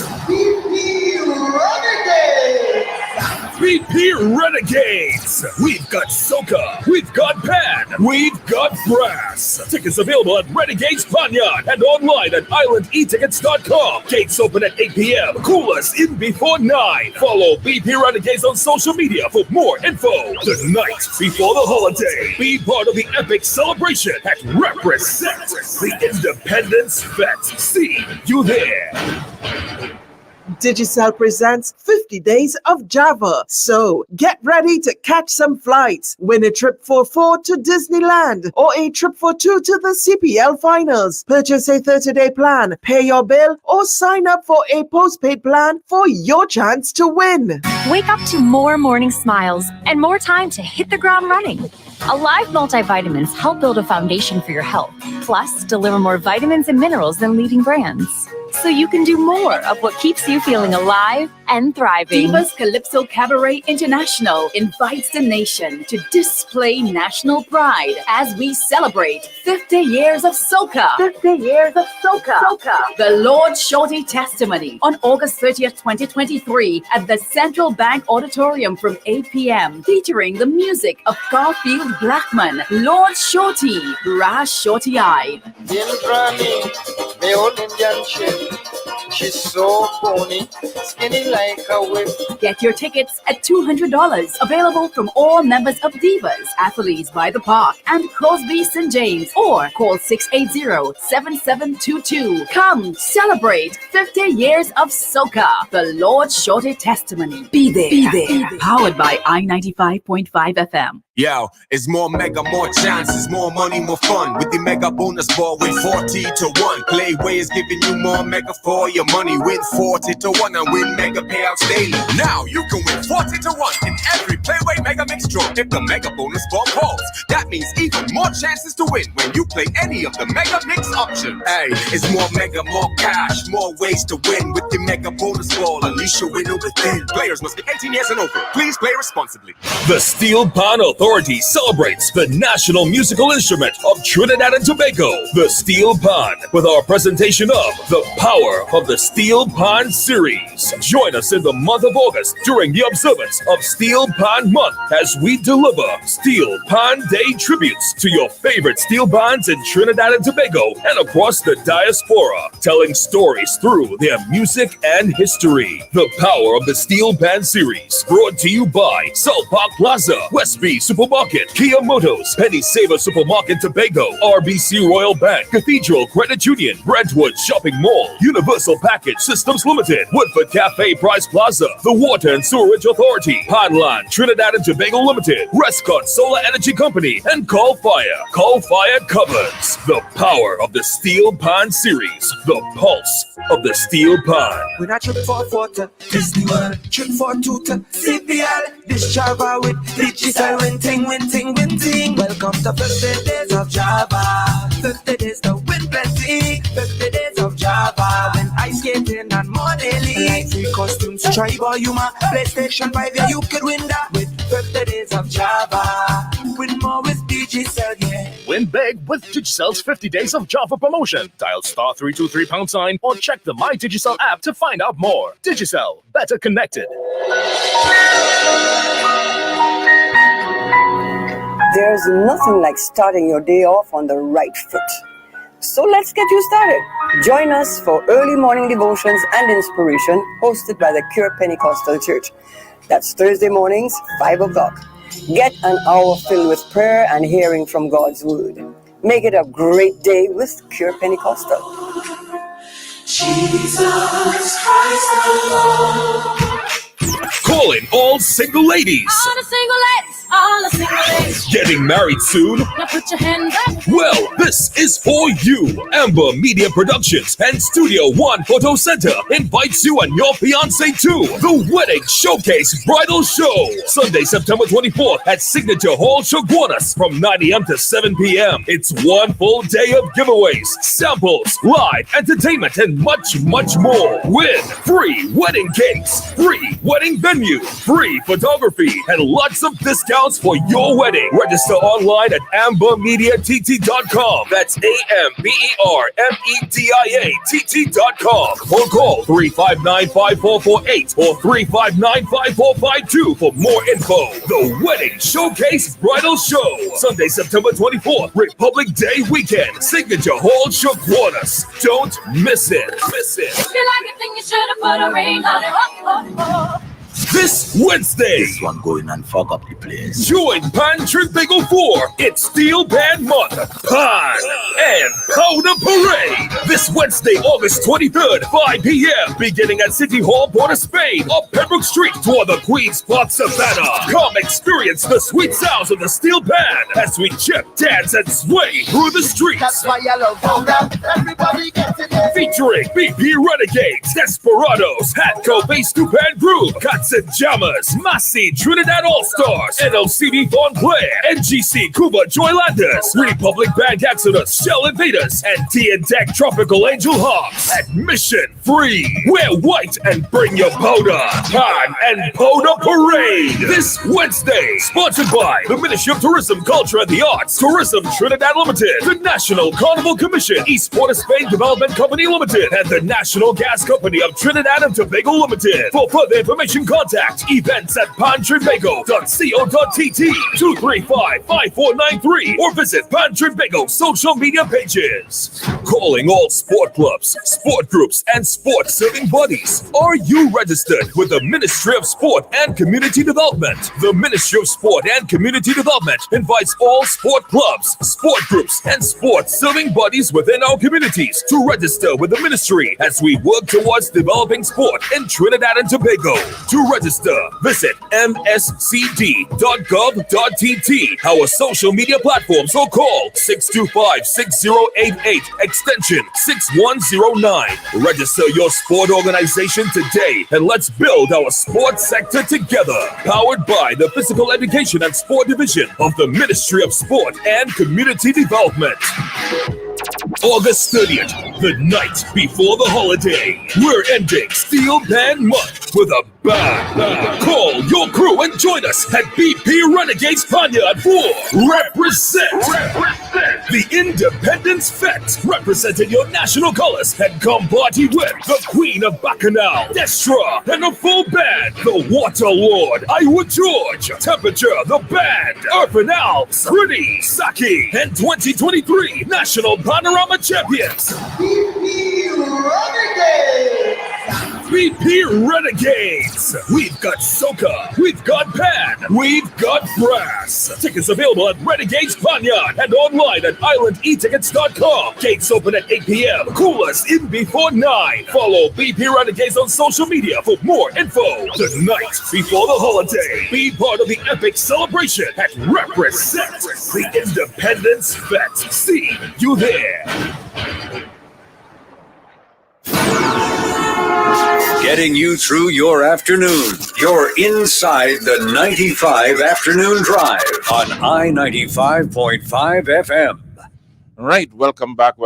It's 23 minutes after the hour of 5 o'clock. Now, this whole Cal thing is, but who should we talk to get information about what is happening at Cal? Or should it be Cal or should it be the government, because Cal is a state enterprise? And there's a debate. In my mind, you need to talk to Cal, because the decisions made by Cal for Cal are done by an executive team of Cal. So if we have issues or with what's happening at Cal, we need to ask Cal first.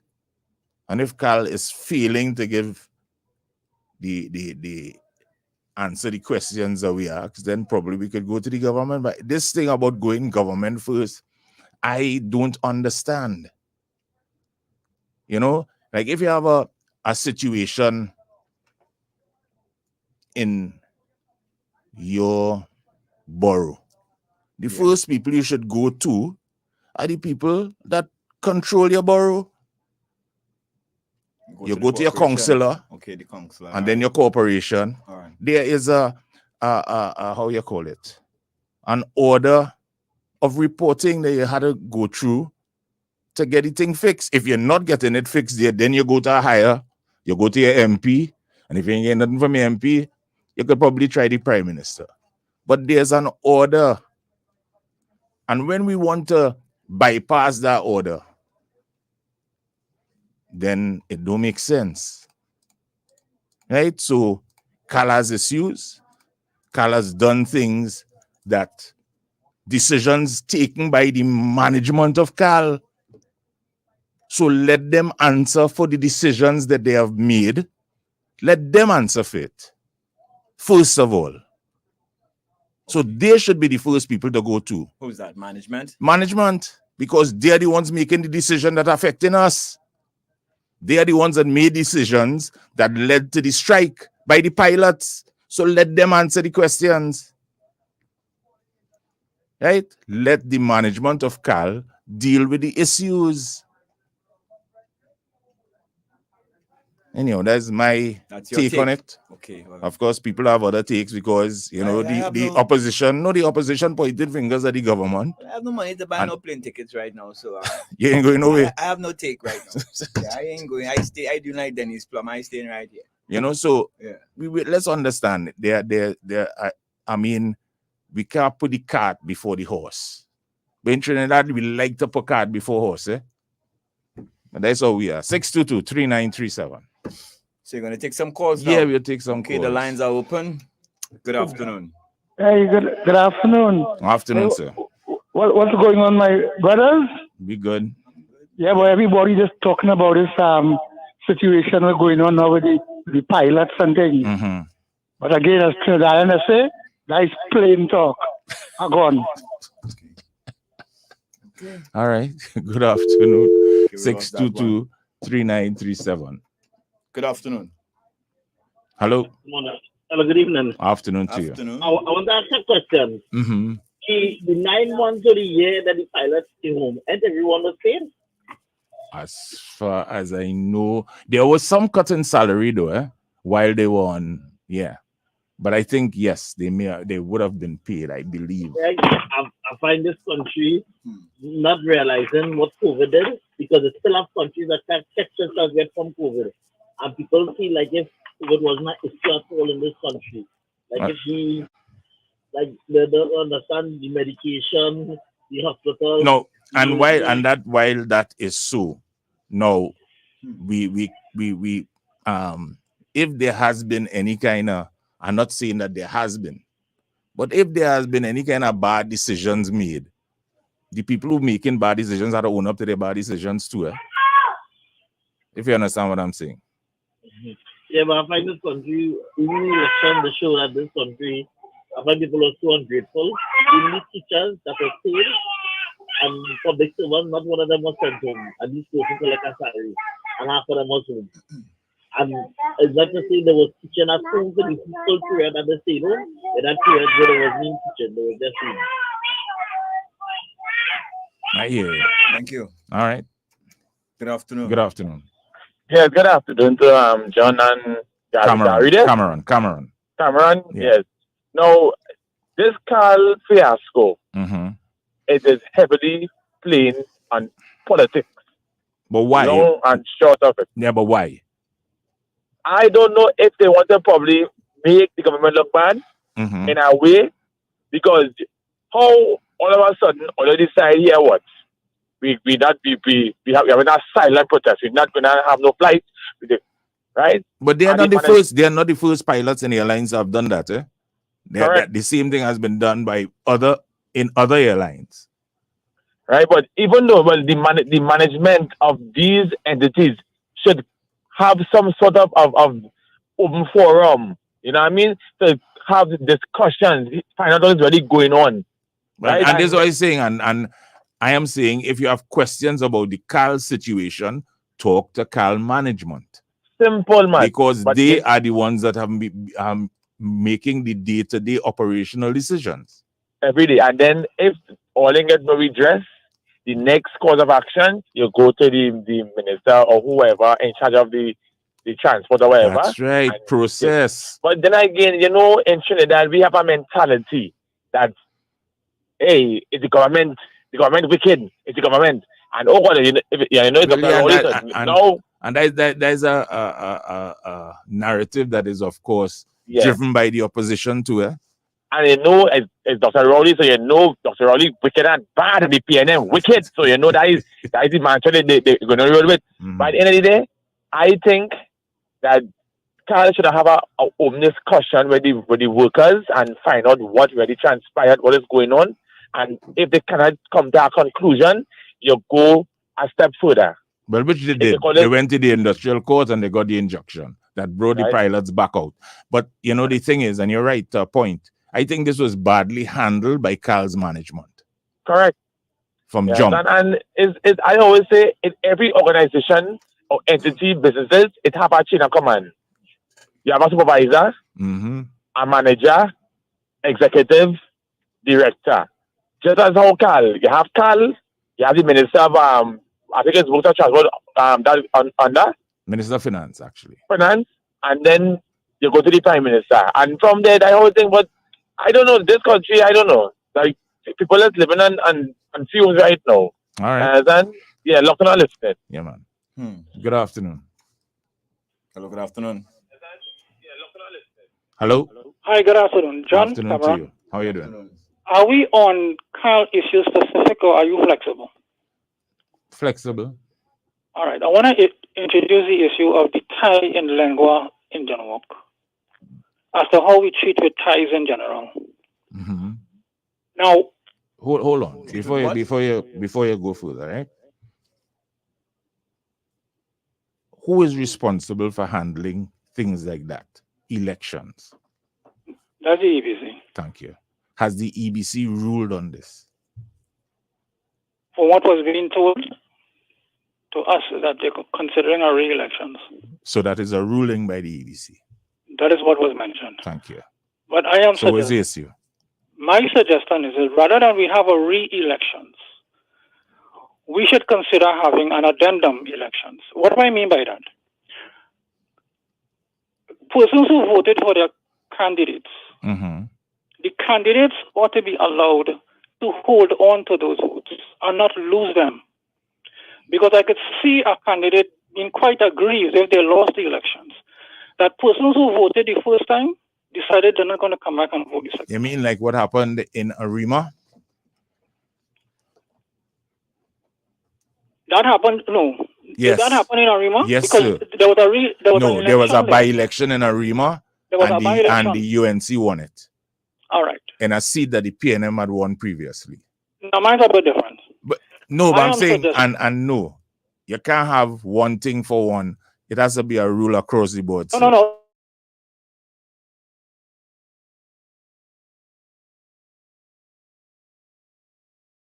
You can't offer a new suggestion mid-game. As to how we treat with ties in general. But that has to be done after this one is done. All right. So let me just offer it now still. When there's a tie in the elections, rather than have a re-elections, we should consider having an addendum elections. What do I mean by that? Candidates ought to be allowed to hold on to the votes that was already cast for them. And persons who voted ought not to be allowed to come in and vote for a second time. But then we're wasting time. Polls ought to be allowed to be opened for persons who did not vote to have a second, to have an opportunity to come in and vote. And if those people decide not to vote again, what happens? You pull straws. No. You end up with a tie again. Winner. No, what I'm saying to you, at the end of the day, with the persons who come in to vote to break the tie, you add those votes onto the vote. I understand what you're saying, but I'm saying to you, sir, that does not make sense. Here why?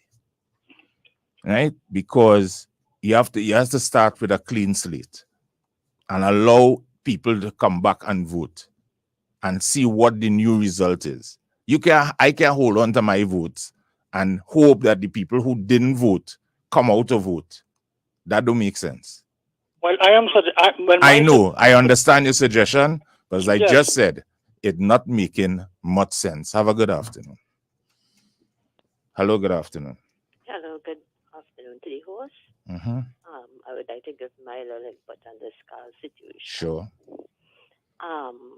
For me personally, if a company is having a negotiation, right, we don't know all the facts, but they are negotiating.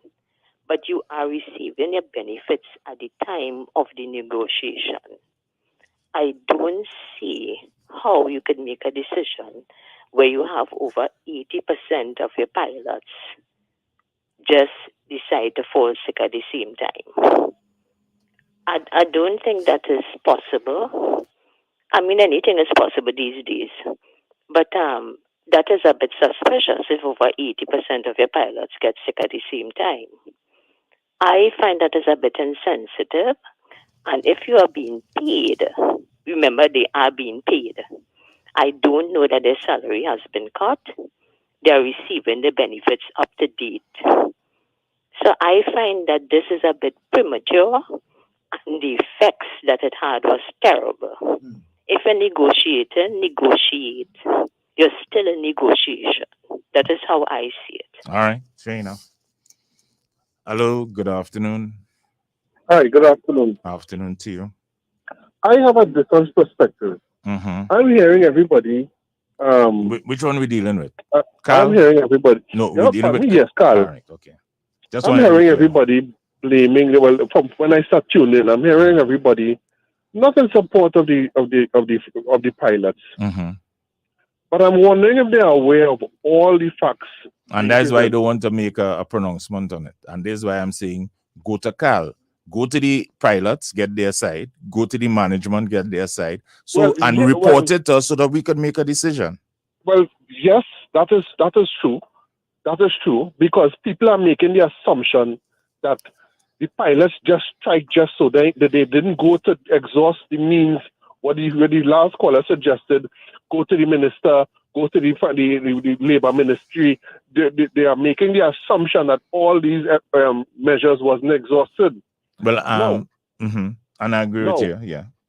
No, I am one not so optimistic that an organization such as CAL has not done that. Right? I am one that I am aware, and I'm not hearing any journalists reminding people that this negotiation that they strike for is not till now. It's 2015 to 2018. So the caller that call and talk about the 9 months in COVID that they get paid. It has nothing to do with that. It has nothing to do with that. Because this is an old period that they. It's an older call period. And talk about if we know what the COVID do to the economy. It have nothing to do with that. And I remember our Prime Minister, when he won the election, when he said, I want every dollar I work for, and I want it on time. And I find the same words of the Prime Minister should be applied to every working citizen in this country. We ain't talking about garbage collectors that don't need a skill. We ain't not even talking about police and army that you could train to at a minimum level of education they could come in with and they could learn the work. We are talking about pilots that people's hands are in on a daily basis. And when you disrespect these people by not making sure the negotiations and they financially sound, for how much years is it? 15 to 20, 20 to 23, 8 years. And want to come now and blame them and tell them they have no conscience and the this and the that and the thing. I think something wrong with we. And that's why the government chooses to do us what they choose to do us when they do it to us. Because when we don't defend them, when them in a situation, when they do it to we, have nobody to defend us.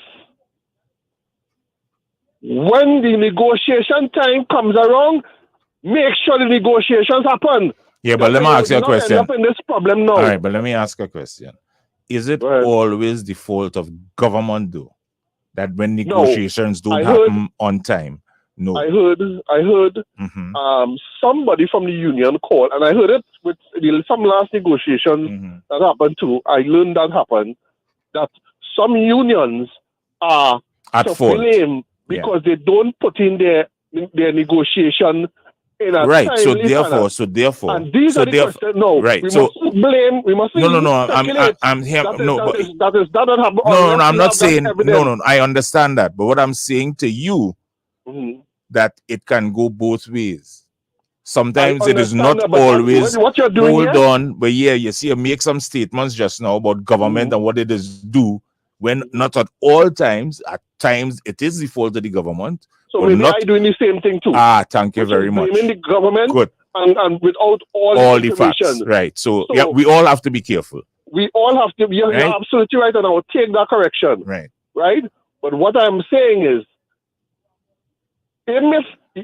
but the whole thing, the point I think you're making is this: we need to get information and correct information. And where do we go for that? We go to the unions. In the case of what the pilot's position, we go. That's right. We go to the management. We go to the and we go to the management to find out their position, right? And then once we have both sides, go to the government to find out why this hasn't been done. Well, the government. Listen. And I hear that, but the government can't be the first call You're right. No, that's what I said. Yeah. When you get that information, then you go to the government to find out is this accurate, and if this is accurate, why hasn't the situation been resolved in a timely fashion? You see, there are people that want to run to government first. No, you can't do that. You have to cross your T's first. Thank you. Dot your I's first, and then deal with it. Thank you very much for your call. Yeah, man. Hello. Good afternoon. Welcome. Hi, John. Good evening. Afternoon to you. You remember what time Mr. Chambers fired set a pilot? To be honest, I cannot remember. He did fire some. But, there was a similar situation with Singapore Airways some time ago. Yeah. And the Prime Minister basically told the pilots, hear what? Well, they stop the nonsense, come back to work. Because I could shut down this whole thing and start it over without all. No, I'm not saying that's the way we need to go. But sometimes, we need to go that way. Sometimes, you know what I mean? Political with we and saying is the money, and you're hearing. Listen, we cannot make judgment without finding out information. And that is what we tend to do a lot as well. Find out the information and then let's make a judgment. Do prejudge situations. We like to do that in Trinidad a lot. And we have to be careful. Thanks for your call. Good afternoon. Good afternoon, sir. Afternoon to you. Mr. Hill, if it is that you have been working on a salary. No, I like how you start, eh? What you started with again? What's that word? If it is. Nice. So that means you're not talking facts. You're talking probability. So go ahead. Go ahead. I just want to be clear on that. Good. And you reach a stage, a term pass, there was no negotiation. Right. You reach into a second one, and you're operating on a salary from 8-10 years ago. Why? The first question I'll ask. The first question. No, sir. The first question I would ask is why? Because it can be either party's fault that is so. Yeah, well, we said your last caller, basically caller before the last, said that could be either party, right? Thank you. One of the things I've looked at, the airline in this instance must understand, hey, these people on them have a problem. They have a situation, they have an issue. If something happens, this could happen or that could happen. Correct. I think what has happened here, being an essential service, they know that the pilots cannot take industrial action as such. So they have to come out. No. They didn't make provision for the possible sick out. No, the amount of money. No, and I have said this. I think this thing was badly handled by Cal management. Beautiful. It was badly handled, right? And in many more ways than one, and not only with the pilots, even after the strike, the communication with the public was poor. Now this went throughout the Caribbean, all of North America, possibly even the United Kingdom. Yeah, but Cal is not the only airline that suffered with this, eh? No, American Airlines pilots did a sick out at sometime earlier this year. You know that? Yeah, they had an issue. Okay. Right, but you see, I am talking closer to home. Right, I know one may impact on the other. But we must try to understand. And people talk about fire them, get rid of them. It's like some months ago, last year, the unions were condemned because they were seeking a better wage increase.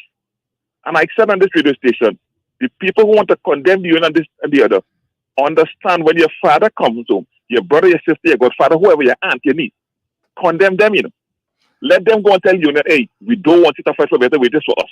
We are prepared to work with what to live on the little like we have it. No, let me just say what my position is. Yes, sir. My position with unions is this. That is the only thing they know to do. Fight for increases. Right? When sometimes it's not an increase I want. I want better conditions of work. I want better this. You understand what I'm saying? It does not always have to redound to better. Thank you. No, it redounds the dollars and cents, but not necessarily in my pocket. Right. Here what is happening, I really quickly. Everyone, most people are driven by an increase income. Yeah, and they want to therefore, get more. agreed. And therefore, that. no. And therefore, unions are damn lazy. Well, so they're going for the low-hanging fruits. But if it is, they will not. There's something called an absolute, what you call a necessary evil. I don't agree with that. No. Well, because without the union, what would have been the problem with labor? I hear that, but that does not. Management are not always generous, I know, but my point is that does not mean that labor are to be unions are to be lazy. Well, seek my interest, but my interest does not only come by increased salaries, because when you get increased salaries, you're working for you to, because you always get increased what's called it again? Dues. You understand? And that is and so no work for me in truth, in fact, in truth and in fact. Always said, hey, what we advancing here is the call from our membership. That is again laziness, and that is untrue. That is untrue. But quickly, because people get it. That statement that was made by Mr. Young yesterday, I want to put the record. I am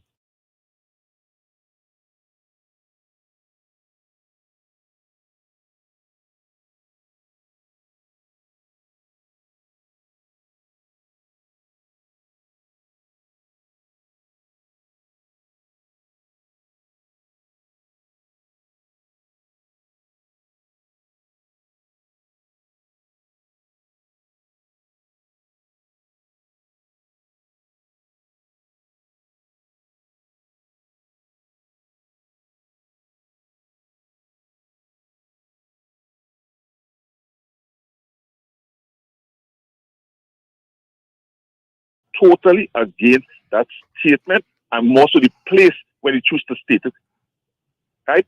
In the opening of a community center in my old hometown. And then to come to say that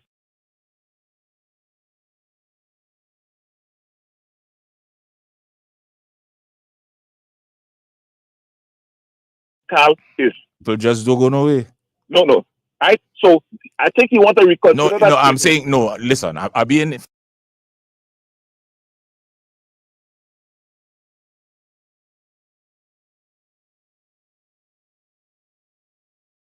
facetious, really. I hope so. I am.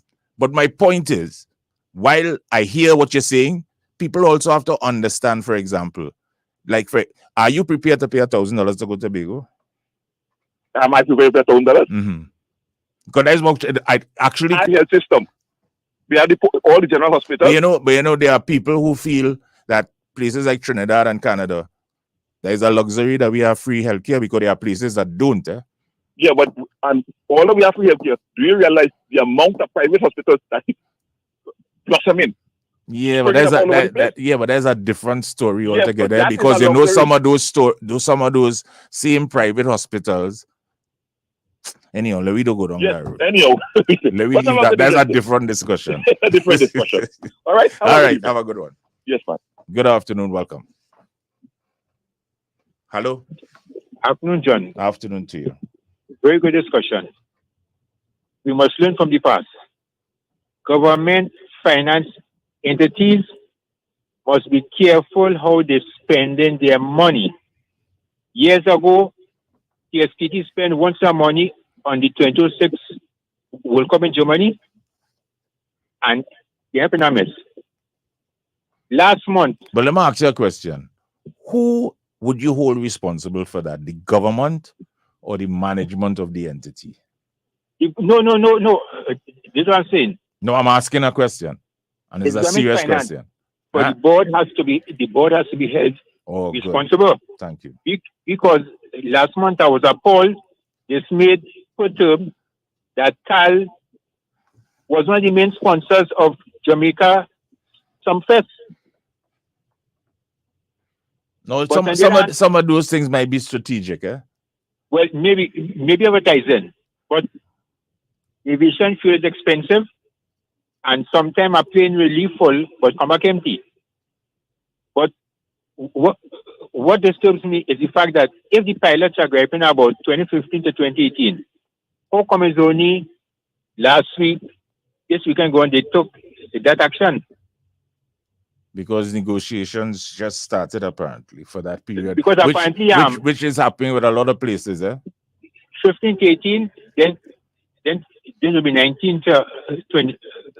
19 to 22, right. And then 22. Well, 22 will bring you more or less current. No, all jobs are important. All jobs are important.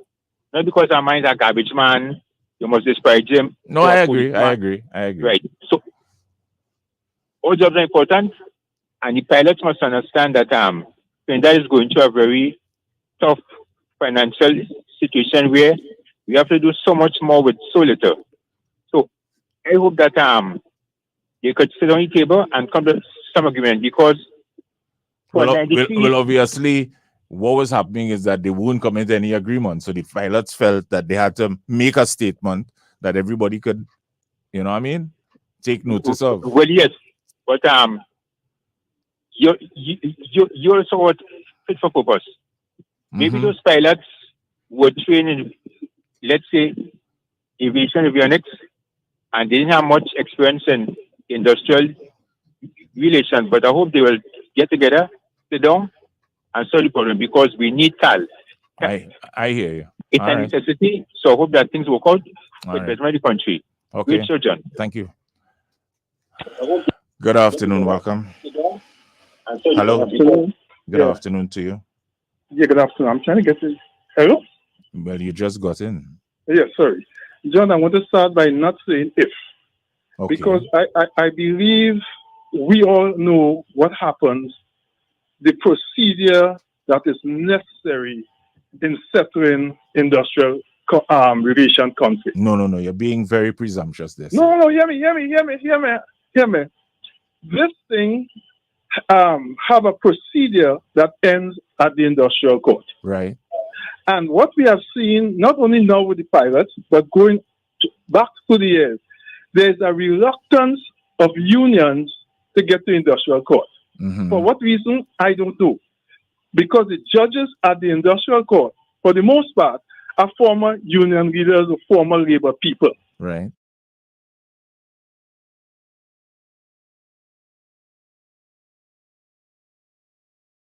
So why they choose to block roads, shut down, drop tools, and it's inconvenienced so many people over the weekend? I would like to know if the industrial court is not still interaction, wasn't it? I don't think so. Yes, sir. Hold on. Yeah. An injunction.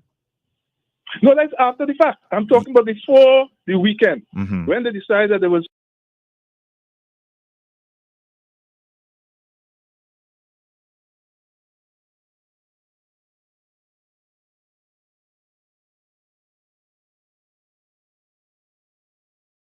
stay at home. Yesterday they decided that. Right.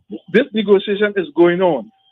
Why we have to resort to these actions when we have a final in the resort? Well, feel my pain. Feel my pain.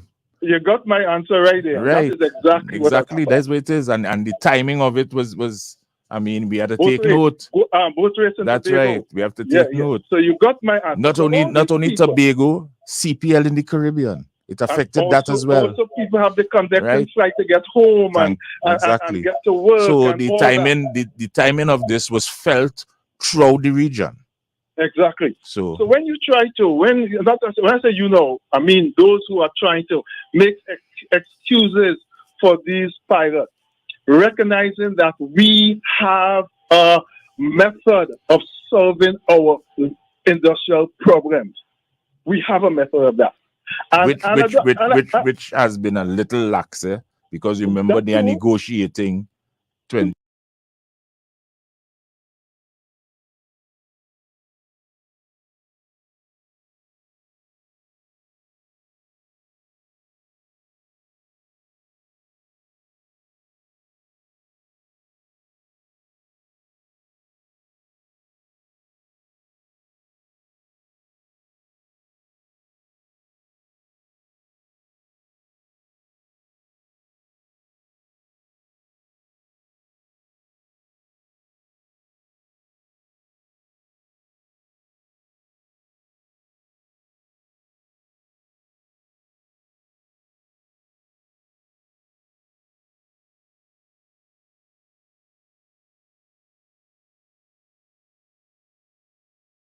That too. Right. But we have not come to the end of it, John. I hear you. We have not. I hear you. I know it, we have not come to the end of it, but as I said before, in my estimation, I think this whole thing was bad as none. Okay, you have a good afternoon. You too. Bye-bye. Final call. Good afternoon. Welcome. Yes, thanks for taking my call all the way from New York. Nice to have you, man. I have 2 points to make, right? Mm-hmm. One is with this, these pilots and my personal view is I find they are too greedy. I find they too unreasonable. They are some of the highest paid people, and I feel they don't want to make no sacrifice. Yeah, but all right. Stop. All right, wait, hold on. Stick a pin. Stick a little pin for me. You know, they're also one of the most highly trained in the industry, right? Have you tried to become a pilot? Do you know the process? I don't know. Do you know the cost? I went to. All right, good. So therefore, we had to temper what we say with information, right? Becoming a pilot is not cheap, and it takes. But I still feel, I go back to 2 years ago, that I know took place in this country and in the world. I think they've been a little too unreasonable. That is just my personal view. All right. I know you talk about training, you talk about all different things into the equation, right. but I'm still feeling that with the but then, okay, fair enough. But that's just a feeling you have. That is not based on fact. There's a feeling, right? So let me just, I prefer to deal with facts. I prefer to deal with facts. I want to go to the next point. I want to go to the next point. Well, jump to it one time because. The next point is that, I still feeling that this government now is not dealing with this crime situation in the right. I am of the opinion that it's time they call out the army. I was a member of the Clan Defense for 30 years. I could speak about it. I know about situations that occurred already, and the army was used all over this place, watching on the television here last night on the website. How much killers are just going up to people and executing them in cars and things. This is not how Trinidad is. This is not the rainbow country that I lived in for the last 65 years. I agree. And I am hurting. I'm hurting, and I am calling and making a client call from New York. All right, but I want you to hold on. I want you to again stick up in. Go after them criminals. All right. Okay, thank you. All right, thank you. But again, caller, there is a feeling, and I prefer when we deal with facts. Go feeling. There's Caribbean places we don't really need to go, right? So, thanks for all those who called and contributed, right? I want to say thank you very much. But again, we need to deal with facts. And if we're going to deal with this Cal situation, we need to find out from each side, Cal, the pilots, what the situations are, and then report it so we can get a picture of what is going on. Because the Cal management are the ones that made certain decisions that affected the Cal pilots. The Cal pilots responded in a particular way, right? And that's my view on the thing. Good. So anyhow, have a good one. News Center 5 at 6 up next with Mr. Lance Motley. Broadcasting from Port of Spain, Trinidad, this is the most influential name in radio, I-95.5. Live local coverage you can depend on. This is News Center 5 at 6. UNC MP calls Minister Stuart Young comments on pilot's action reckless, while Cal says its planes are back in the skies. An appeal to motorists and pedestrians to be more cautious on the roads following fatal accident.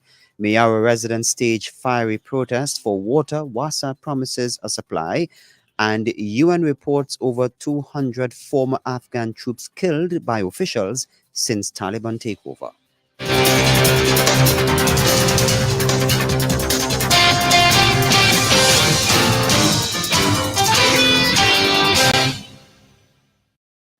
Good evening, Trinidad and Tobago. I am Lance Motley. Here's what's making news to this hour. Member of Parliament for Orapooch East, Dr. Rudal Monilal, is accusing Government Minister Stuart Young of undermining the collective bargaining process between pilots and Caribbean Airlines.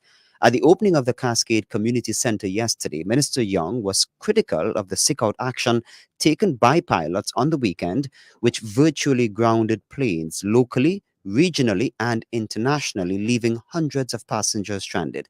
Energy Minister and MP for Port of Spain North East St. Anne's West expressed surprise at the pilot's action and appealed to members of the national community to be more understanding. It struck me as we faced yesterday a complete shutdown of our national airline by a literal handful of individuals who thought that was the way to treat not only the citizens of Trinidad and Tobago, but you must understand with an airline, we have a wide customer net of international travelers as well. And when you trace that back, it is all about entitlement. Because you see, there is a limited pot that is the treasury. And there's so many different persons that have to be looked after. The vulnerable, the aged. However, in a voice note sent via email, UNC MP Dr. Rudal Munilal called Mr. Young's comments reckless and absurd. We have taken note of the reckless statement of Minister Young vis-a-vis Caribbean Airlines pilots and employees. Minister Young, as a senior minister, ought not to be so reckless in his statements about workers employed by the state and taxpayer-funded Caribbean Airlines. Dr. Munilal said government needs to negotiate with the Pilots Association in good faith. We call upon the government and management of Caribbean Airlines to act with haste to get around the table and negotiate in good faith with the pilots and other employees who have been suffering for 8 years without a wage increase, working in oppressive conditions, including faulty air-conditioned units, faulty equipment, fatigue, overwork, double and triple shifts, and so on. Clearly, the management of Caribbean Airlines and the government management of the airline has collapsed. And this is really a crescendo of that problem. And we call upon the government to meet around the table to resolve all these problems that have been festering for several years since 2015. News Center 5 made several attempts to reach Minister Young, Finance Minister Colum Imbert, Communications Minister Simon de Nobrega, without success. Minister in the Ministry of Finance, Brian Manning, did answer, but refused to comment even before questions were posed to him. Additionally, attempts were made to reach CAL's communications manager, Dion Legault, but those attempts proved unsuccessful. Meanwhile, the state-owned carrier says its domestic and international flights are operating as scheduled once again. It says operations will back up less than 48 hours after it was forced to cancel more than 60 flights. The cancellations followed a sick-out by pilots on Sunday. In a brief statement, CAL says the regular operation is working in parallel with recovery flights, some operated by charters on behalf of the airline to accommodate any remaining displaced passengers. The airline notes that it continues to contact affected customers by phone, emails, and SMS notifications, with updated information also being sent to passengers. On Monday, the Industrial Court granted an ex parte injunction to the airline against the Trinidad and Tobago Airlines Pilots Association, preventing its president, executive members, as well as their servants or agents from taking or continuing to take and/or participating in industrial action, including calling in sick en masse. The court also ordered that TALPA direct forthwith to instruct or direct CAL workers who are its members to immediately report for duty as rostered and as they are required to do in the normal course of their employment. In other news, a senior police officer is advising motorists and pedestrians to exercise safety on the nation's roads. The advice follows the accidental death and mutilation of an elderly man on the northbound lane of the Uriah Butler Highway near the Caroni flyover. Head of the Traffic and Highway Patrol Branch, Senior Superintendent Clint Arthur, related the fatal tragedy which occurred during early rush hour. When officers arrived on scene, they reported that the victim, identified as Balraj Lachman, 66 years of Carlson Field, attempted to cross the northbound carriageway from east to west when he was struck by a vehicle that was proceeding in a northerly direction. The impact sent the victim into the path of vehicles traveling in the center and right lanes, causing him to be run over by multiple vehicles and resulted in severe dismemberment of the body.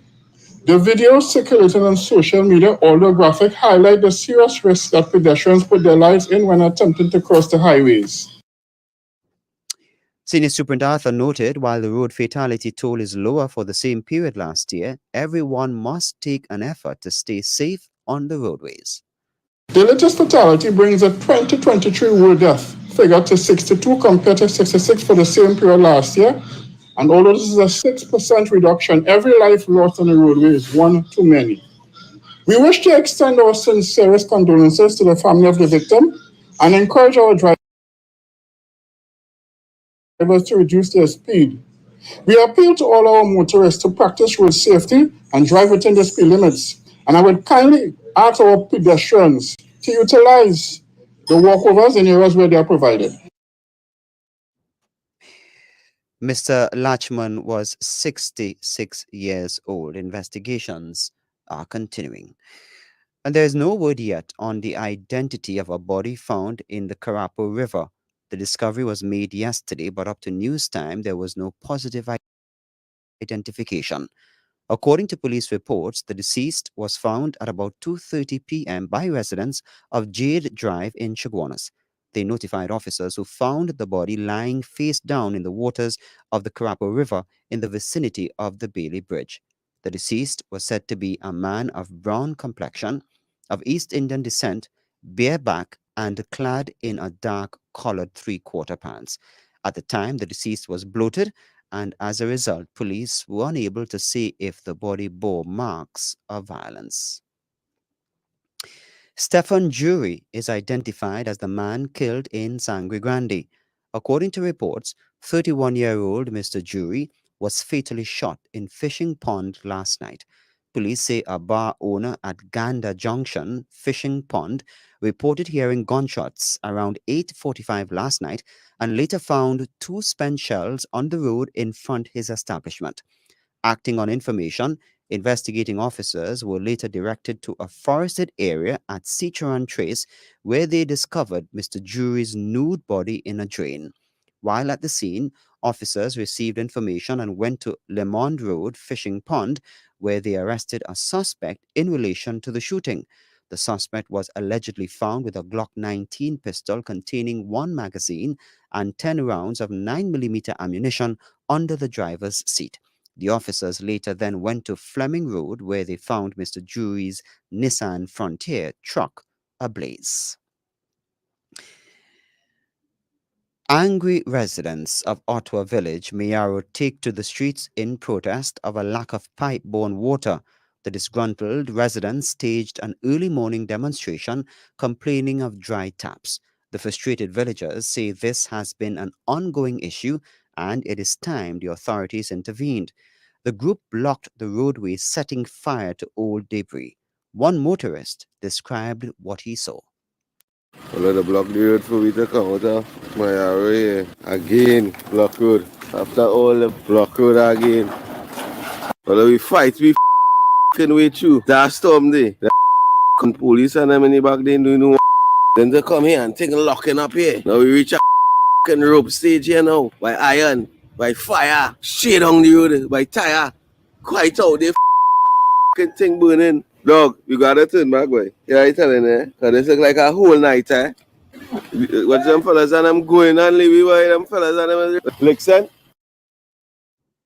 Police and fire officers arrived at the scene at around 6 a.m. today and extinguished the fire. Meanwhile, the Water and Sewage Authority admits it has experienced challenges recently with the water supply to parts of Mayaro. WASA says these are areas served by the Mayaro Water Treatment Plant, supplemented by water from the Navet Water Treatment Plant via the San Pedro booster. However, the utility notes the rotational schedule water supply to parts of Mayaro was negatively impacted recently by pressure-related issues off the San Pedro booster station. WASA says this affected the supply to some customers. The authority assures the service to Miaro and environs will be restored on Wednesday, 23rd August, and will be rotated in surrounding areas. The authority says it continues to maintain open lines of communication with parliamentary and local government representatives regarding service to customers in the area and the provision of a supplemental truck-borne service where required. Persons planning on using the ferry service between Trinidad and Tobago are told that additional sailing times continue today. In a statement, the management of the Trinidad and Tobago Inter-Island Transportation Company Limited says it wishes to remind the traveling public that additional sailings continue for persons traveling between the two islands. The TTIT advises the sailing times for today are as follows. Departure time from Port of Spain was at 11:30 a.m. Departure time from Scarborough was scheduled to leave at 5 p.m. The TTIT encourages passengers to utilize the additional sailings it has scheduled as seats are available. In international news now, more than 200 former Afghan soldiers and officials have been killed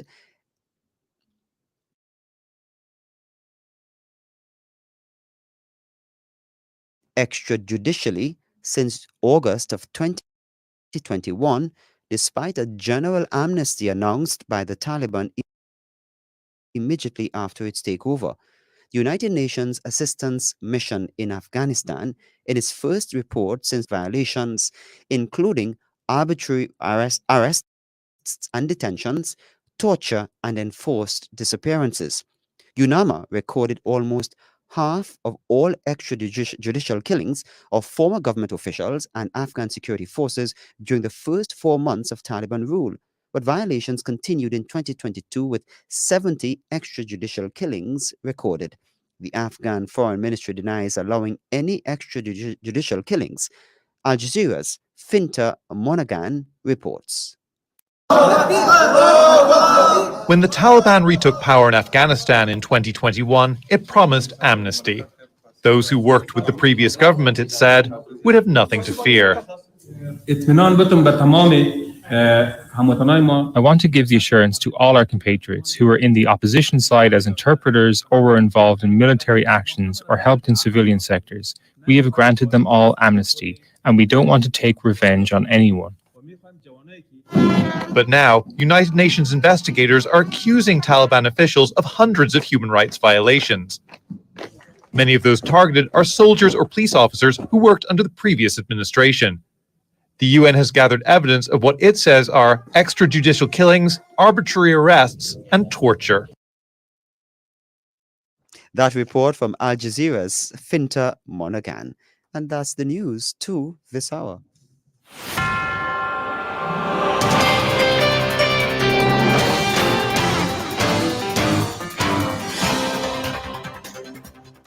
Here's another look at the highlights as we go. UNC MP calls Minister Stuart Young comments on pilot's action reckless, while Cal says its planes are back in the skies. An appeal to motorists and pedestrians to be more cautious on the roads following fatal accident. Miara residents stage fiery protest for water. WASA promises a supply. And UN reports over 200 former Afghan troops killed by officials since Taliban takeover.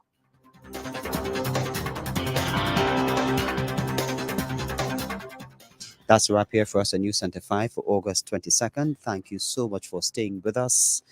We'll be back tomorrow morning at 6. Until then, do enjoy the rest of your evening and good night. Stay with us. The Sportscast is coming up next. News Center 5, live local coverage you can depend on. I-95.5, the most influential name in radio.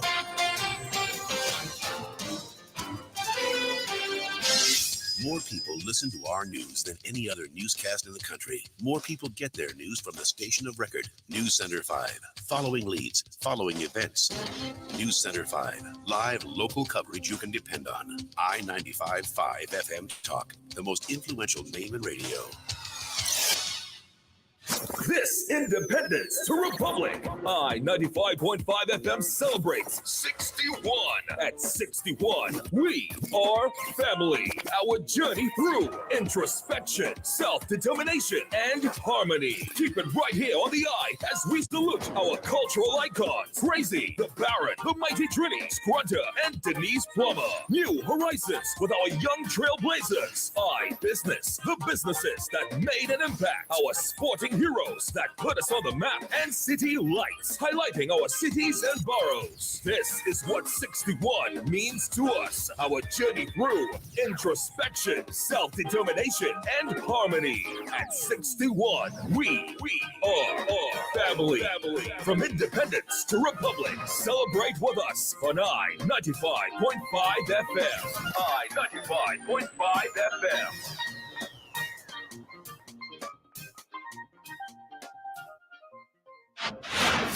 It's sports with a passion. It's sports with excitement. It's sports that goes beyond. I-95 Sports. Sport comes alive on I-95. We are willing to go where no one has gone before. This is your I-95 major sports update. In the headlines. Dream Richards falls short of the 400-meter finals qualification. America gets its first women's discus world championship gold, and Pep Guardiola is out until after the international break following surgery. The details are coming up next.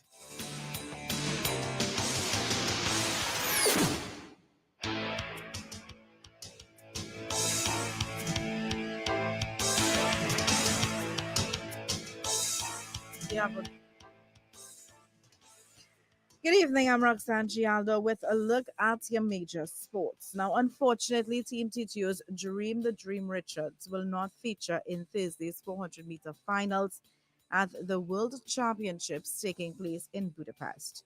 Running in lane 4 of Heat 1 in the semi-finals, Richards, despite holding a strong position throughout the race, fell back on the final stretch to come in fourth in a time of 44.76 seconds. Jamaica's Antonio Watson clocked a personal best 44.13 seconds to finish first. USA's Vernon Norwood also dropped a personal best time to take the final automatic qualifying spot. He ran at 44.26 seconds. The first heat was the fastest of three, which saw Wade Van Niekerk depending on his time of 44.65 from finishing ahead of Dream in third place to get him through to the finals. Richards looked on from the waiting room with disappointment on his face. Team TTO now has 4 more events, with Keyshawn Walcott in the men's javelin on Friday, as well as the 4x100-meter men and women's heats. That will take place on the same day.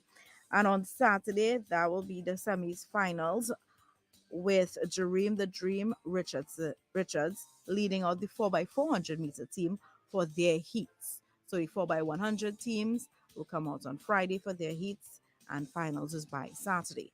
On Saturday, Dream and the 4x400-meter team, they will come out for their heats. In some finals, which took place today in the men's long jump, the title went to Italy's Gianmarco Tamberi, who has won his first ever world high jump title after a thrilling display. The reigning Olympic champion jumped a world lead of 2.36 meters to claim gold, with USA's Javon Harrison finishing second on counterback despite clearing the same height. Third place and bronze medal went to Qatar's Mutaz Bashim, who failed his 3 attempts to clear 2.36. This is the first time Bashim has not been crowned champion at a major championship since he finished second at Rio in 2016. Despite being Olympic champion, Tamberi has never tasted victory in a world championship, finishing fourth in his last outing, which was in Oregon in 2022. Laulaga Tasaga grabbed gold in the women's discus, stunning the crowd in Budapest when she had a personal best throw of 69.49 to win the first ever gold medal in women's discus throw for an American at the World Athletic Championships. The Saga took the lead in the 5th round after her fellow American teammate Valerie Allman, the 2020 Olympic gold medalist, had led the field after every round. The Saga entered the meet ranked number 8 in the world, while Allman was number 1 and the U.S. champion. Morocco's El Bakali won the 300-meter steeplechase, while Faith Kipyegon grabbed gold in the women's 1500 meters. Staying with news from the World Championships, retired American sprinter Michael Johnson says Sha'Carri Richardson's dramatic 100-meter victory at the World Championships is a very significant moment in her career and a weight off her shoulders. The four-time Olympic gold medalist Johnson, who has a column on BBC Sport, wrote that the future for the 23-year-old 100-meter world champion is uncertain, but she has the talent to become a serial champion. He should know, as Johnson boasts, along with his Olympic medals, 8 World Championship gold medals. He formerly held the world and Olympic record in the 200 meters and 400 meters, as well as the world record in the indoor 400 meters. Yesterday, Richardson produced a championship record performance of 10.65 seconds, the joint 5th fastest time ever, to claim gold on her major championship debut. She has delivered now 4 of the 6 fastest times this year, with only Jamaican runner-up Sharika Jackson, whose time she has now equaled, had gone quicker in 2023. Jackson took silver in 10.72 seconds ahead of compatriot and record 5-time champion Shelly-Ann Fraser-Price, who ran 10.77 seconds. Johnson went on to say that now Richardson's ability to deliver relies heavily on her ability to put behind her the things that have caused her to be inconsistent in the past. He pointed out in his elaborate piece that what the world witnessed from Richardson on Monday night represented everything they have seen from her since she first came on the scene in 2019. The biggest take from a serial winner such as Johnson was his statement on Monday when the race was won by the American. He said, quote, "The sport needs these types of personalities. The great thing about Richardson and Noah Lyles, who won the men's 100 meters, is that they are authentic with it. After Usain Bolt, too many people were trying hard." End quote.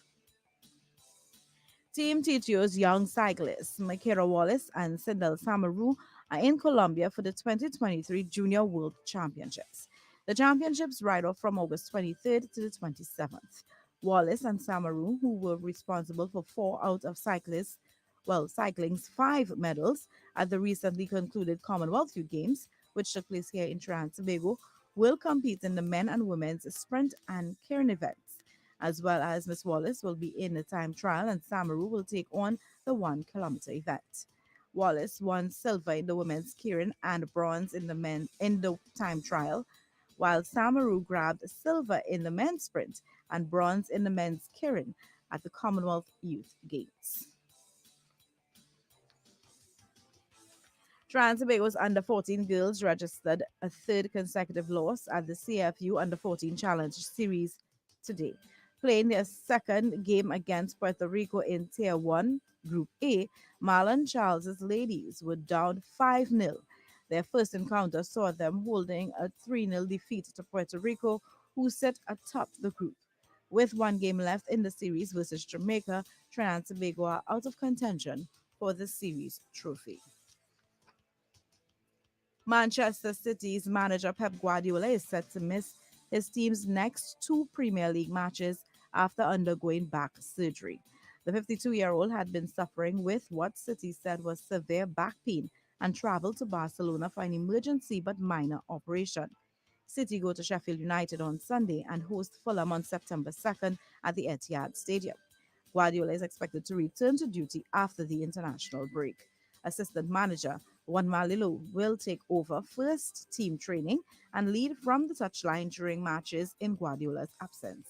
City said the operation carried out by Dr. Mira Iluika was a success and the treble-winning boss will recover and rehabilitate in Barcelona. The statement added that everyone at Manchester City wishes Pep a speedy recovery and look forward to seeing him back in Manchester soon. Now, Guardiola guided the club to the Premier League, FA Cup, and their first Champions League title last season.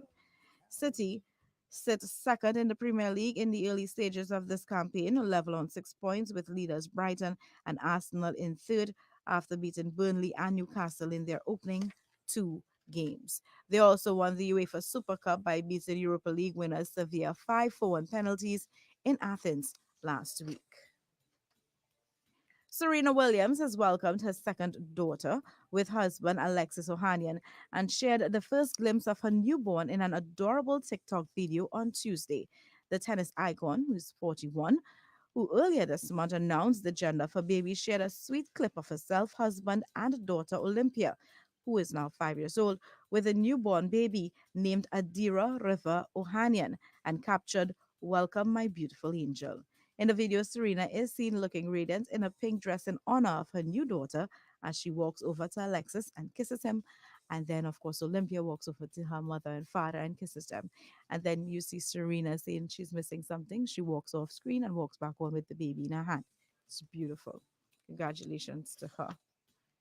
And finally, James Harden has been fined 100,000 US by the NBA for saying he would not play for the Philadelphia 76ers while President Daryl Morey was in charge. The guard called Morey a liar in an interview after reports the 76ers had ended talks about trading him. Now, the 33-year-old was reportedly keen to join the LA Clippers before talks faltered. The NBA said the fine was for saying he would not perform the services called for under his player contract unless traded to another team. The fine relates to comments made by Harden on the 14th and the 17th of August in China, when in effect, he threatened to strike by refusing to play for the 76ers over their refusal to trade him. The NBA added that the league's investigation, which included an interview of Harden, confirmed that these comments reference Harden's belief that the 76ers would not accommodate his request. Harden made the controversial comments about Morey on the 14th of August during a promotional event. He said that Daryl Morey is a liar and I will never be a part of an organization that he's a part of. Let me say that again. Daryl Morey is a liar and I will never be a part of an organization that he's a part of. Harden said in a subsequent media interview that Morey had gone back on a promise to trade him quickly earlier in the offseason. According to ESPN, talks between the 76ers and the Clippers broke down because of the demands set by his current team, who are expecting the player to return for training camp in September. Harden was named the NBA's most valuable player, that's the MVP, in 2018 while playing for the Houston Rockets, where Morey was general manager. The pair's relationship was a key factor in Harden moving to Philadelphia in a trade which sent Ben Simmons to the Brooklyn Nets. Harden helped the 76ers, alongside reigning NBA MVP Joel Embiid, to last season's Eastern Conference semifinals, where they lost to rivals Boston Celtics after blowing a 3-2 lead in the series. The regular season starts on October 24th, with the 76ers playing the Celtics in their first preseason game on October 8th. And there you have it. That was a look at your major sports for today. Your next major sports is carded for tomorrow at 12:20 p.m. with Don Lee. My name is Roxanne Gialdo. Good evening. That was your major sports update. Everyone considered him the coward of the county. His mama named him Tommy.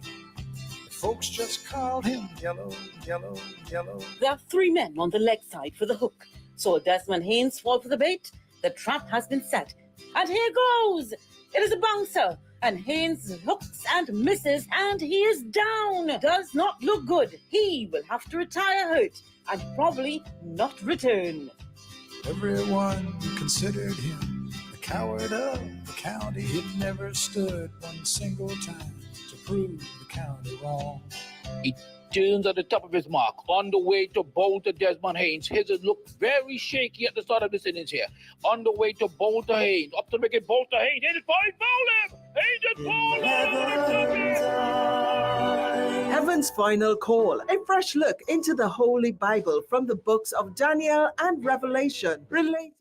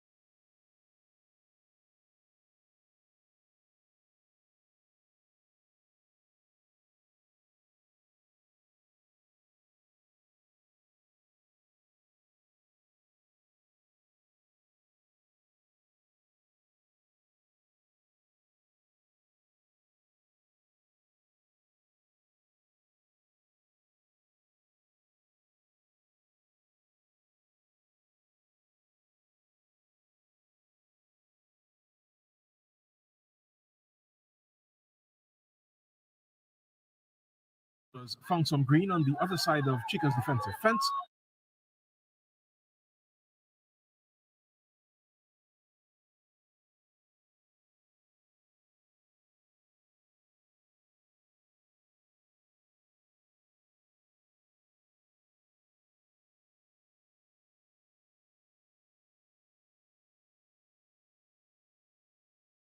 Then failed to capitalize. They'd continued to toil in the attacking third. It made for some rowdy stuff, but nothing more than a huff and a puff. Encouragement. However, the Chicas backline got it together to keep their advantage.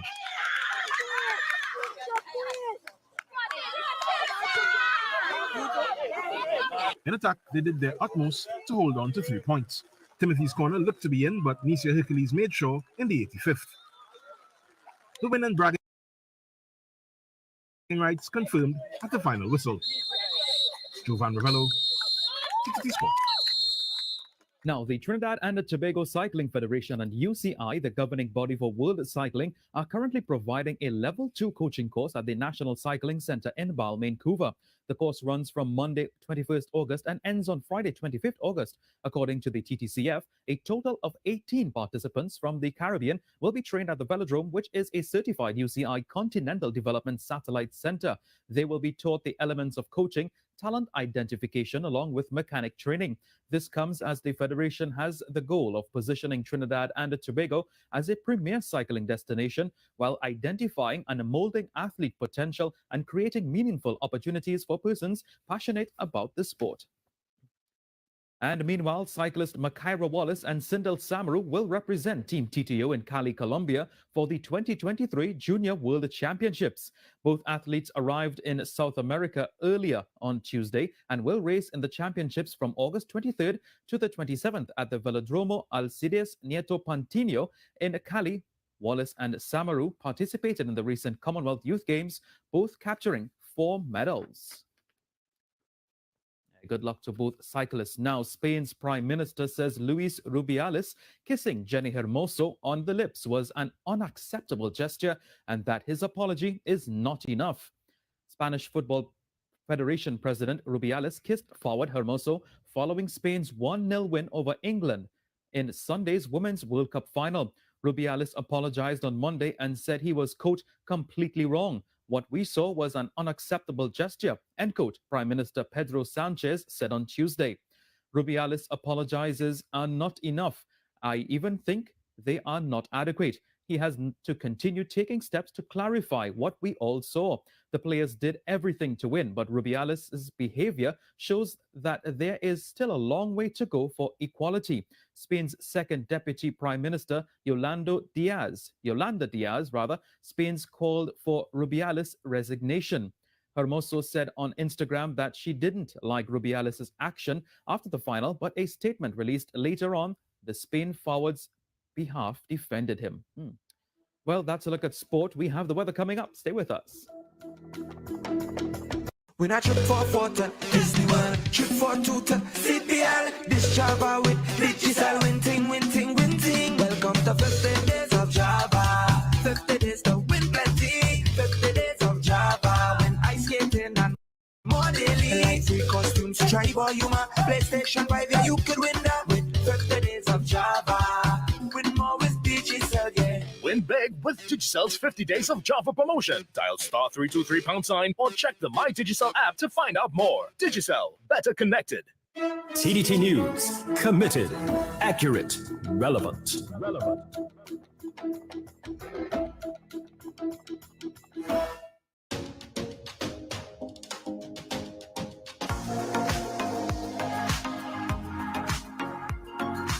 Antigua is my second home. And fellas, those of you that are allergic to extremely beautiful women, don't come Antigua, right? Because there's problems in here.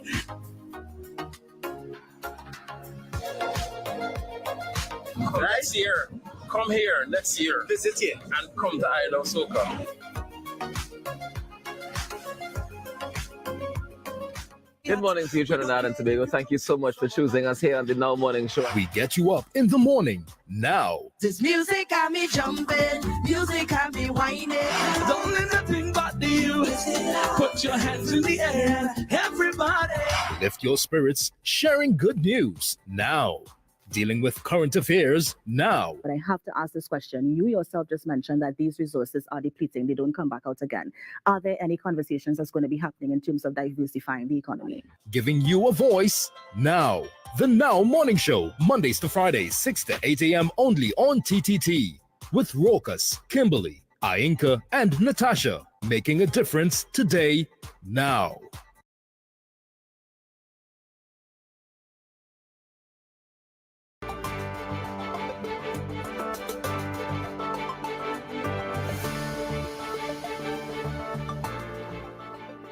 Hello everyone, welcome to Weather First Up. We have 8 named storms so far after Harold formed early Tuesday. That's 4 storms in as many days. Currently, no alerts, watches, or warnings are in effect for Trinidad and Tobago. So over the southwest region of the USA, Harold has weakened to a tropical depression.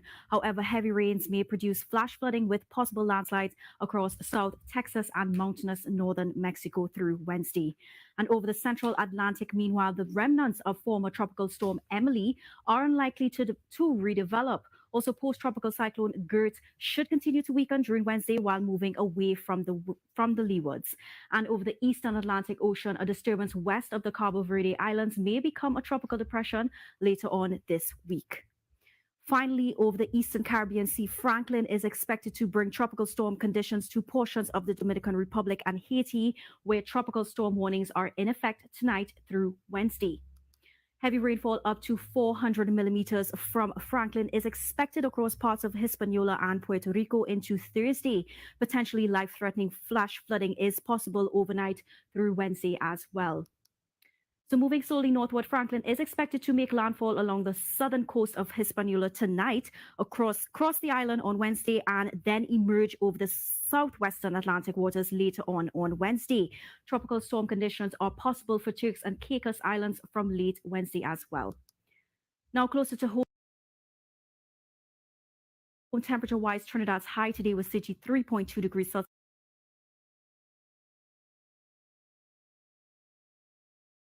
At Piarco, it's now 31 degrees Celsius, and over in Tobago, today's max was 32 degrees Celsius, currently 30 degrees Celsius.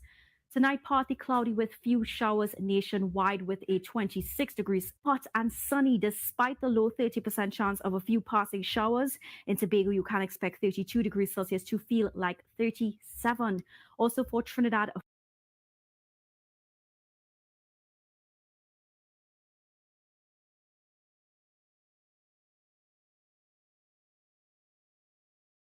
forecast maximum at 33 degrees Celsius may feel like 38 degrees Celsius, factoring that humidity.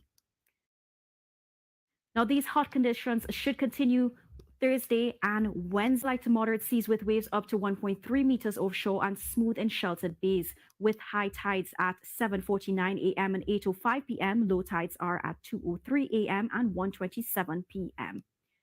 So before I go, during the hot days ahead, remember to stay hydrated. Back to you, Keisha.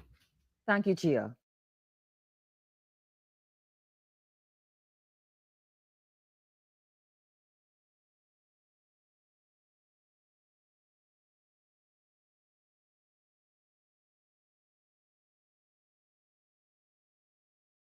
Cutlass, mangoes, rambutan, and dragon fruit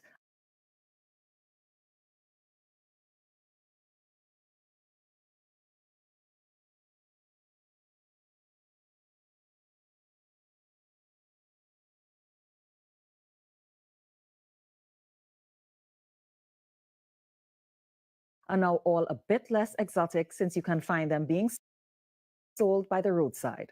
Alan Charles, a Trini surfer, recently recorded a visit to Toko, where he had a friend. Wow. Mm-hmm. So you're kind of sucking it while it's in your mouth, while you eating seeds. With a hint of cocoa. It's very, very tasty. Yeah. Whoa, I love it. First time for everything, eh? Whoa. DK Rasta.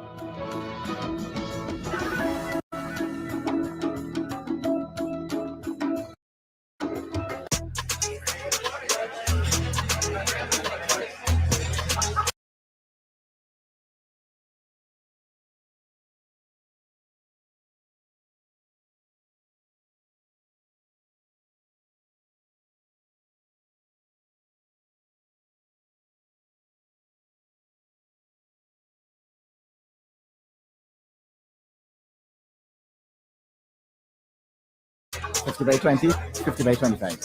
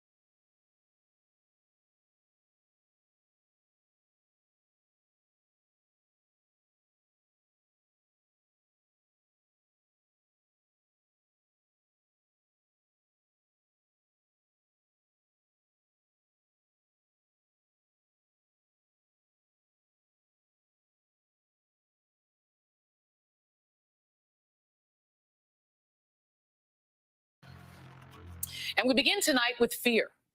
Donald Trump's fear, to be specific. Because Donald Trump's fear has become all too obvious, even for the man formerly known as Teflon Don.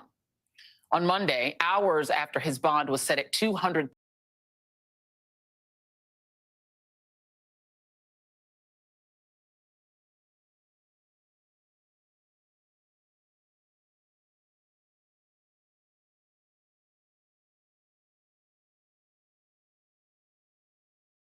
others charged in Georgia for alleged efforts to reverse the outcome of the 2020 election that Trump lost in Georgia and every other state he needed. And Trump must be afraid, having watched some of his closest allies, including John Eastman, who wrote the memo proposing how Vice President Mike Pence could challenge Biden's victory by rejecting key electoral college votes, watching him surrender in Fulton County. Eastman is still saying he believes the election was stolen. No question in his mind, he says. Despite what White House lawyer Eric Hirschman testified to the January 6th committee that he once gave Eastman this very blunt advice. Get a great effing criminal defense lawyer. You're going to need it. According to court records, another Trump co-defendant, Scott Hall, a Georgia bail bondsman facing charges over a voting system breach in Coffee County, where Trump allies broke into the machines despite Trump winning that county, was also booked today. Records also show that former Trump lawyer Jenna Ellis, former White House official Mike Roman, and former Coffee County Republican Chair Kathy Latham have all agreed to bond deals with the Fulton County DA's office. And for Trump, it must be sobering to watch his allies getting arrested. I mean, he's used to getting away with everything, right? From sexual abuse to abuse of power, fraud, tax evasion. But now he faces a fourth criminal indictment with nowhere to hide, except maybe Russia, the place Trump joked about escaping to last night, saying he could share a gold-domed suite with Vladimir Putin, never to be seen or heard from again. See, that's the tell. Also a match made in heaven, or rather authoritarian hell. But there is another reason that Trump should be worried. Late today, we learned that a key witness in the Mar-a-Lago documents case, Yusil Tavares, who was IT director at Mar-a-Lago, recanted previous false testimony and provided new information implicating Trump and his co-defendants after switching lawyers. This is according to a court filing by special counsel Jack Smith's office. Assistant Special Counsel David Harbach wrote in the filing, quote, On July 5th, 2023, Tavares, identified as Trump employee 4, informed Chief Judge Boasberg that he no longer wished to be represented by Stanley Woodward, and that going forward, he wished to be represented by the first assistant federal defender. Immediately after receiving new counsel, Tavares retracted his prior false testimony and provided information that implicated Nara, De Oliveira, and Trump in efforts to delete security camera footage as set forth in the superseding indictment.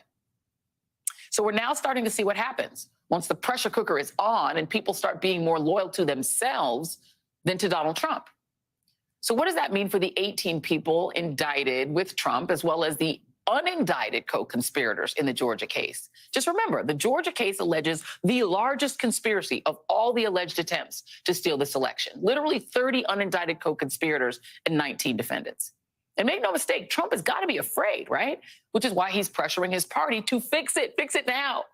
So the party that denounced the defund the police movement now wants to defund Jack Smith. The party that launches probes into political weaponization is doing just that.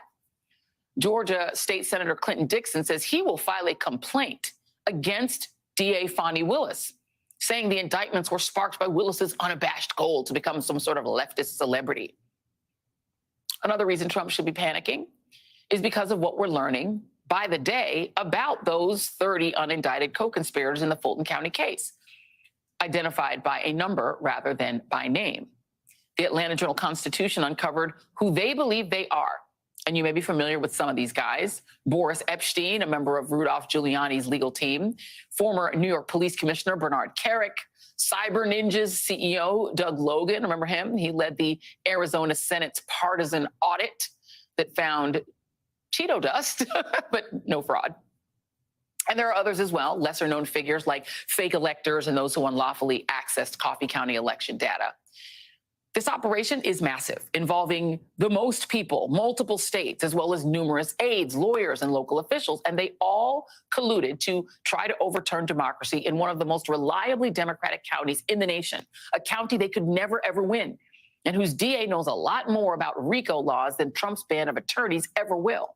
It is a case filled with irony, but also fear.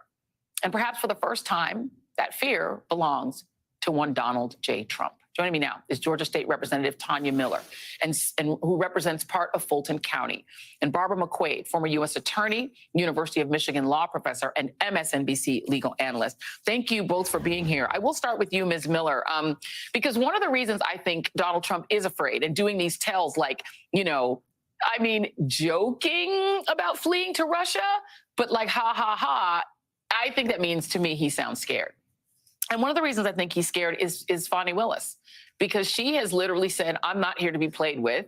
Mark Meadows said, you can't arrest me, and filed a court briefing saying, you can't arrest me. And she said, you better be here Friday at 12:30 or else I am going to arrest you, right? So is Donald Trump right to fear that Fani Willis doesn't have the overdue deference to his former role as president to not put him in jail?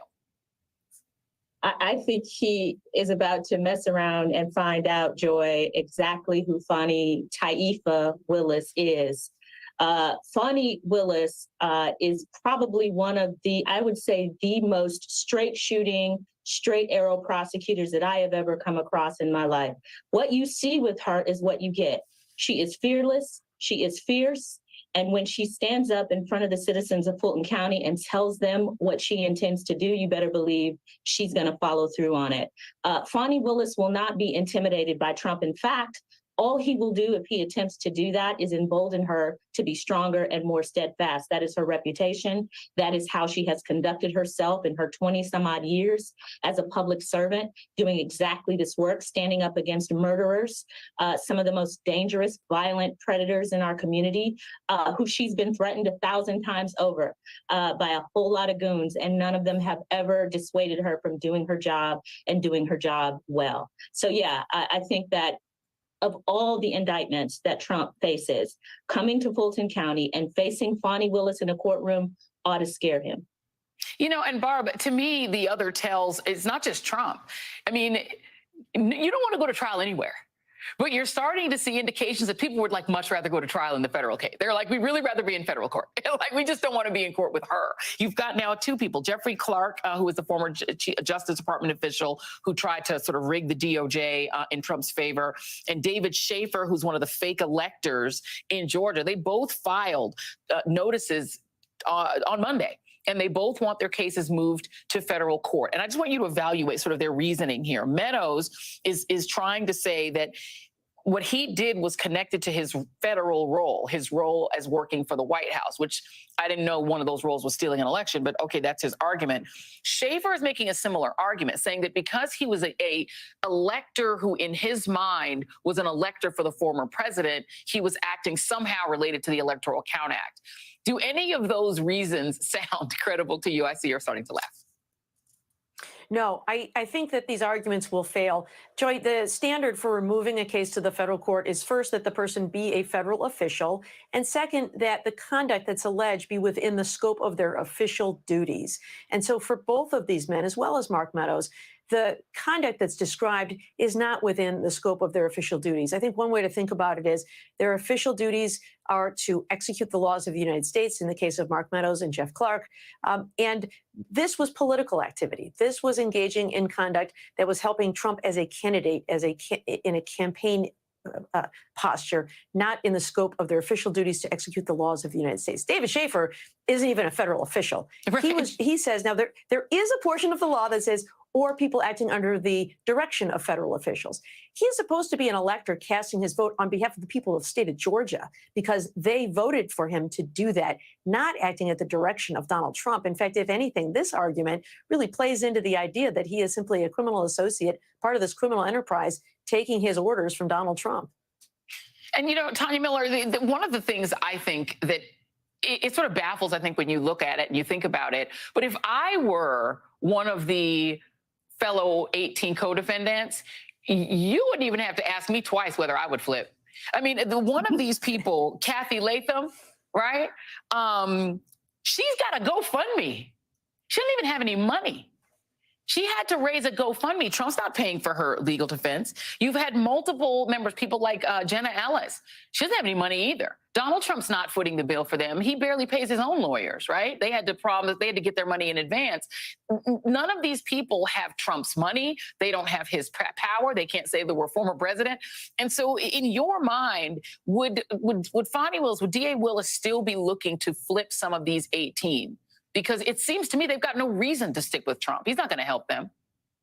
Absolutely, Joy. I think that is sort of rule number one for prosecuting organized crime is you are always looking to flip people who can get you closer to the person at the top. It is what the federal government perfected over years of prosecuting drug organizations and mafia cartels. It's getting folks at the bottom to come in and testify at the top. Fonnie Willis is no stranger to that. I would expect absolutely that there will be deals offered to folks at the bottom, probably sweetheart deals to folks at the bottom, if they are willing to provide truthful, helpful testimony to the state. I would be shocked if you did not see folks at the bottom start to flip as the heat starts to get turned up in this case.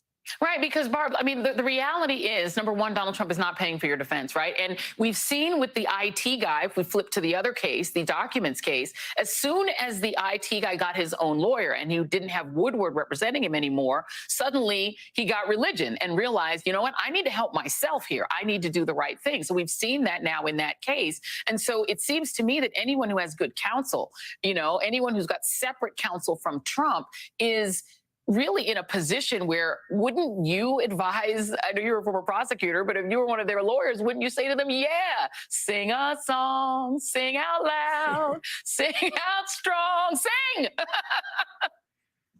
Yeah, as one of my former colleagues used to say to me, don't ever do anything wrong, because if they come asking me questions, I'm going to sing because I can't do time. And so it was something that we used to keep ourselves in check. Yes, and in fact, I think it seems likely that among these 30 unindicted co-conspirators who are described in the Georgia indictment but not charged are likely people who have cut a deal. And so these were the stragglers who were stubborn. But sometimes it takes one more step closer to the judgment day for people to say, oh, wow, I guess this really is serious. This really is happening. I can't live in a state of denial anymore. But statistically, something like 90 to 95% of all defendants do enter guilty pleas. And this is a moment when they have an opportunity to offer something. They can testify in exchange for a promise of a recommendation of leniency. Although, you know, the first people in the door usually get the best deals. And these appear not to be the first people in the door. But I imagine that Fani Willis would take cooperation from some of these people, if only just to pare down the field of defendants that they have to worry about going to trial with. I mean, that's the bottom line, right? Here's another issue, and I'm going to throw this to you, Tanya Miller, is that the stipulation on Donald Trump's bond are very specific and specific just to him. No one else got it. It's that he is not to make any direct or indirect threat of any nature against a co-defendant. There's 18 of them. Any witness, including but not limited to the individuals designated in the indictment as an unindicted co-conspirator, individuals 1 through 30, any victim, anyone in the community or any property in the community. And that will include but not limited to any posts on social media or reposts on social media. That is all the stuff Trump likes to do. And so I wonder, you know, DA Fani Willis, if he violates this, is he going to get to see the ugly insides real up close and personal of the Fulton County Jail? He very well may.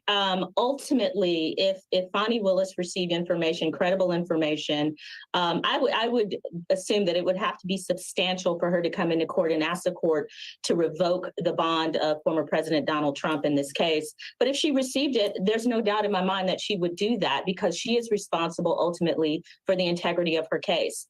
She cannot have her witnesses threatened. She needs her witnesses to feel free and safe to come forward and testify truthfully so that this jury can ultimately discharge its duty. Now, Fani can't herself revoke the former president's bond. She could ask the court to do it, and then the former president would have the opportunity to say why he shouldn't, and ultimately it would be up to the court to decide if he in fact violated the bond and if the sanction should be that he be held in custody until such time as he is tried. How do you expect this to work, Barb, when he is going to, you know, I guess, I don't know, he's maybe doing it for drama. We don't know what the specifics of it will be. But how do you expect this to play out? Because, and I just want you to clarify for me, when you go in and you surrender, you are technically under arrest, right? You've given bond, they release you on your own recognizance, but are you under arrest at that point? Yes, for those moments that you're in custody with the sheriff's office in this case, you are under arrest. They will show up. They will, book him, take his fingerprints, maybe take a mugshot. We don't know about that. But yes, under arrest. But in this case, it appears that the parties have worked out this bond agreement so that they don't need to go before the court. And they've agreed to these very specific terms, which includes those terms you described about not threatening witnesses or intimidating witnesses. Notably, it does not include the judge or the prosecutor. So he still has some targets against whom he can throw some wrath. But if he should go after witnesses or unindicted co-conspirators, then I agree that I think Fani Willis has a duty to enforce that order, and so does the court, because they don't want blood on their hands if something should happen to one of these people.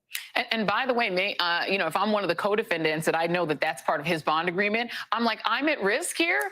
Now I'm even more likely going to snitch on this guy. And by the way, maybe they should include in that bond order, don't joke about fleeing the country, because you'd be fleeing your bond. So maybe don't joke about that. Georgia State Representative Tanya Miller and Barbara McQuaid, thank you both very much. And up next on the readout, Mark Meadows' attorneys are putting in some overtime, trying to get him out of the mess that his former boss landed him in before he is forced to turn himself over to authorities in Georgia and be under arrest, as we just discussed. The readout continues after this.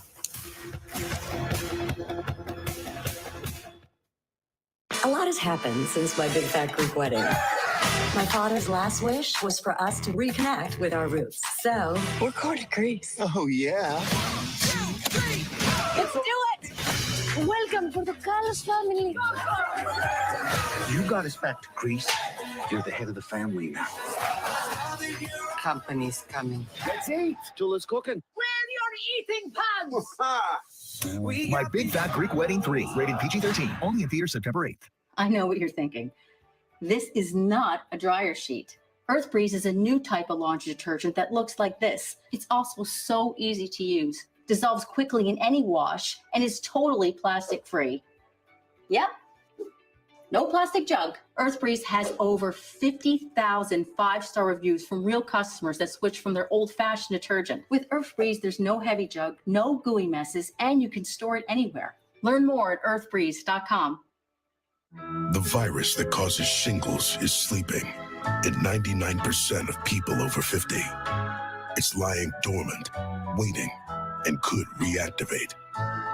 Shingles strikes as a painful, blistering rash that can last for weeks, and it could wake at any time. Think you are not at risk for shingles? It's time to wake up, because shingles could wake up in you. If you're over 50, talk to your doctor or pharmacist about shingles prevention. Hey, is that a marathon bib? Yeah. You should Framebridge that. And you have a law degree, right? First in my class. Framebridge it. I should. And you guys got married last year, and there were sparklers. That needs to be in a frame. Yeah. And those? This is Italy, Japan, 2013. Frame some of them. Yeah. Framebridge makes it easy to frame all the things worth celebrating. Framebridge. Live life to the framest. Visit our stores or framebridge.com.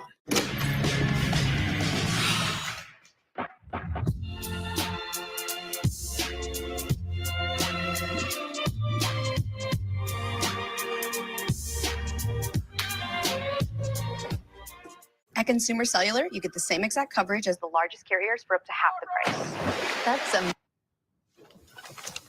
Barbara? Sorry, I was muted. That's amazing. I know, right? I had 8 UTIs in 1 year. This inspired me and my partner Spencer to launch Eucora. Eucora makes effective urinary tract health products. It truly works miracles. The peace of mind I've been looking for. Go to eucora.com to learn more. Salonpas Lidocaine Flex, a super thin, flexible patch with maximum OTC strength lidocaine that contours to the body to relieve pain right where it hurts. And did we mention it really, really sticks? Salonpas, it's good medicine. America leads the world in innovation, but we're in a race to develop tomorrow's technologies with foreign adversaries that don't share our values. Some politicians are pushing for misguided policies that will undermine America's tech innovators and empower countries like China, Russia, Iran, and North Korea. It's a threat to our economy, a threat to our national security, and a threat to our democracy and freedom of expression online. Congress must strengthen, not weaken, American technology.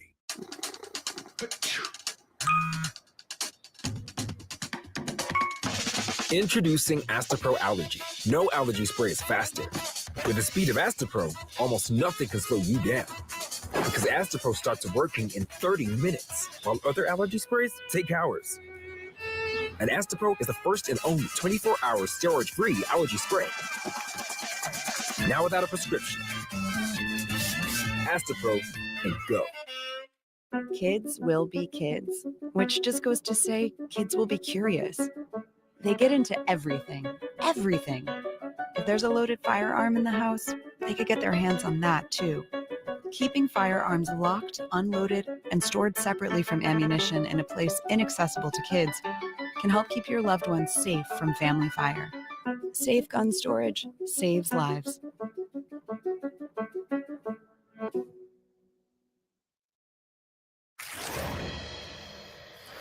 All of Trump's co-defendants and potentially all of the unindicted co-conspirators face a daunting decision. Do I continue to shield Trump at the potential expense of my own freedom? Or do I cooperate with prosecutors and face the wrath of Trump and his MAGA army? Now, as we've seen, Trump demands complete loyalty from those around him, but almost never returns that loyalty. Just ask Rudy Giuliani or Jenna Ellis how it's going, paying for their mounting legal bills. There is no one that understands that better than former Chief of Staff Mark Meadows, a key witness to Trump's alleged criminal conduct and someone who has kept a very low profile the last couple of months. Meadows was not listed as a co-conspirator in the special counsel's election interference case and was barely mentioned at all in the indictment. But he has found himself front and center as one of the 19 co-defendants in the Georgia case alongside his former boss. Today, Meadows asked a federal judge to immediately grant his request to either move his case to federal court or sign an order preventing Fulton County District Attorney Fonnie Willis from arresting him for not surrendering by Friday's deadline. Meadows' team says that they asked Willis for a short extension as Meadows has a case removal hearing set for Monday. Her response was short and to the point. Quote, I am not granting any extensions. I gave 2 weeks for people to surrender themselves to the court. Your client is no different than any other criminal defendant in this jurisdiction. The 2 weeks was a tremendous courtesy. At 12:30 p.m. on Friday, I shall file warrants in the system. Ouch. The federal judge in the case is now giving Willis until tomorrow at 3 p.m. for a formal response to Meadows' latest request. Meanwhile, the New York Times has new reporting on how Meadows tried to walk a fine line in his response to both the federal and state inquiries. You can see this sort of high wire tightrope walking, which was how we described it in the story, and how it appears so far to have worked for him with the feds, but not so much in Georgia. I do think he made an effort, at least with the federal prosecutors, to give them enough information to try to act as neither a pro-Trump witness nor an anti-Trump witness. That was his strategy going in, to not be very negative about Trump, but also not to be defending Trump. Joining me now is Temidayo Aganga-Williams, former senior investigative counsel for the January 6th Select Committee. Thank you so much for being here, Temidayo. Mark Meadows is a fascinating case because it did feel like something was missing in the federal case when you're like, where's Meadows in here? He was just barely mentioned. And then all of a sudden he gets indicted in Georgia. So from what you've been able to see, I mean, there has been fear in Trump world that he was, quote, a rat, that he was somehow cooperating. He did cooperate with the January 6th committee to a great extent and then pulled back. And then, there were charges recommended for obstruction, but that never happened. He was never, ever charged with, defying the committee. Do you read it as he cooperated with the feds and didn't in Georgia, and that's why he's indicted in Georgia?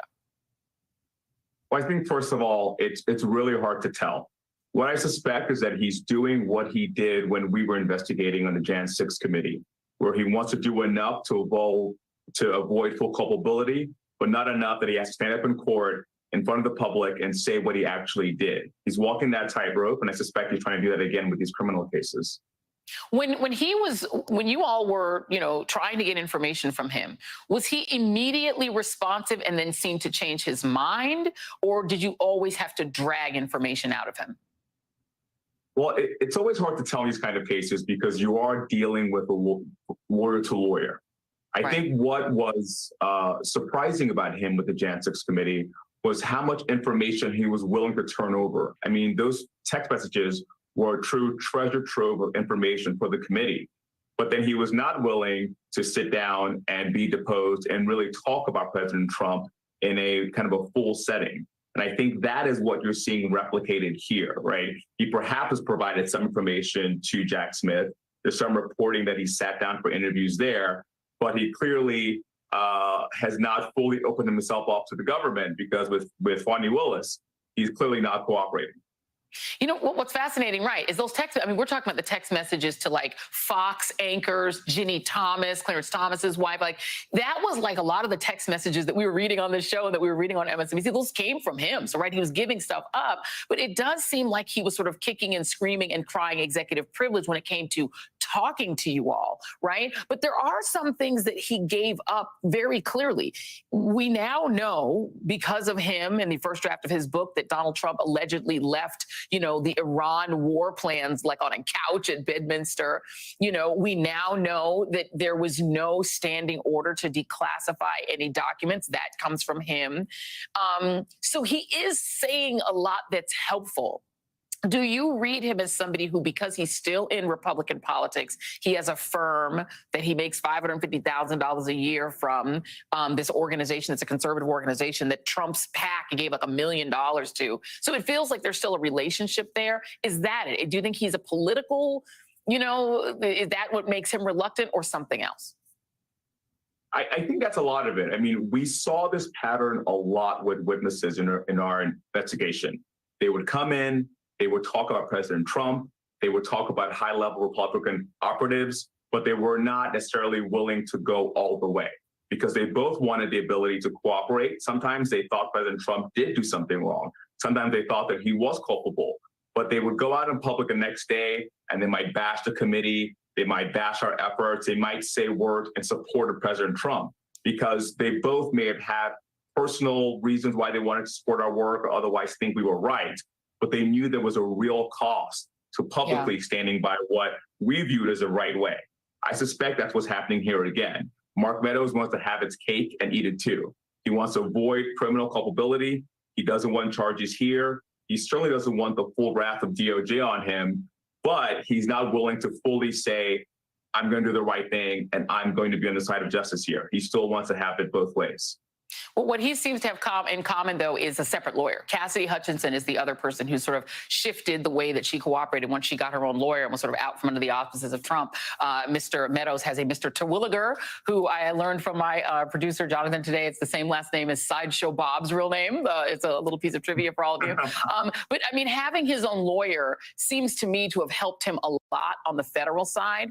What do you make of his attempts to move his Fulton County case to the federal side as well? Well, I think as a legal strategy, I think it's a good one. I think if before he decides, if I were his lawyer, before deciding what to do with that case, I would want to know, can I get rid of it completely?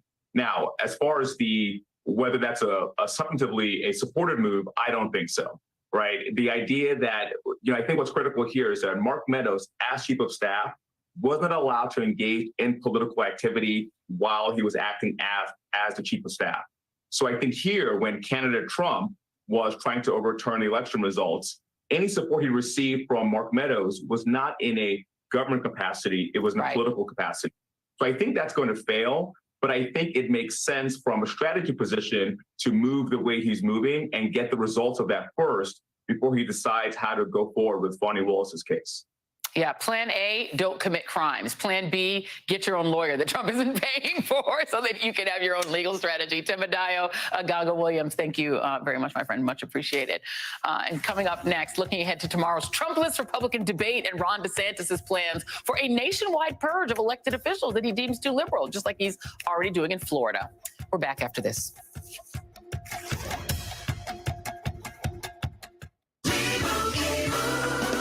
And Doug. What do we always say, son? Liberty Mutual customizes your car insurance. So you only pay for what you need. That's my boy. And you get out there and you make us proud, huh? Bye, Uncle Emu.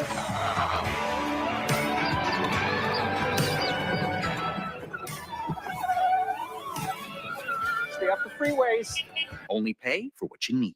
Liberty, liberty, liberty, liberty. As someone living with type 2 diabetes, I want to keep it real and talk about some risks. With type 2 diabetes, you have up to 4 times greater risk of stroke, heart attack, or death. Even at your A1C goal, you're still at risk, which if ignored could bring you here. May put you in one of those, or even worse. Too much? That's the point. Get real about your risks and do something about it. Talk to your healthcare provider about ways to lower your risk of stroke, heart attack, or death. Learn more at getrealaboutdiabetes.com. Oh, what a good time we will have. You can make it happen. Yeah.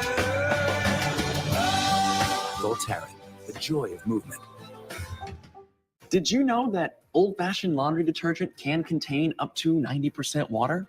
We at EarthBreeze created our dissolvable laundry detergent because we already have water. We even have a risk-free money-back guarantee. It's time to switch to EarthBreeze at earthbreeze.com. This is AG1, foundational nutrition to support whole body, brain, and gut health. Vitamins, minerals, pre- and probiotics, adaptogens, functional mushrooms, all that in this. Start at drinkag1.com. What is it? My new boyfriend. So sweet. Look what he just sent me. Ooh, that's a lovely view. Huh? What are you two looking at? Tip pick. What did you say? Tip pick. Tickets to the show with no hidden fees.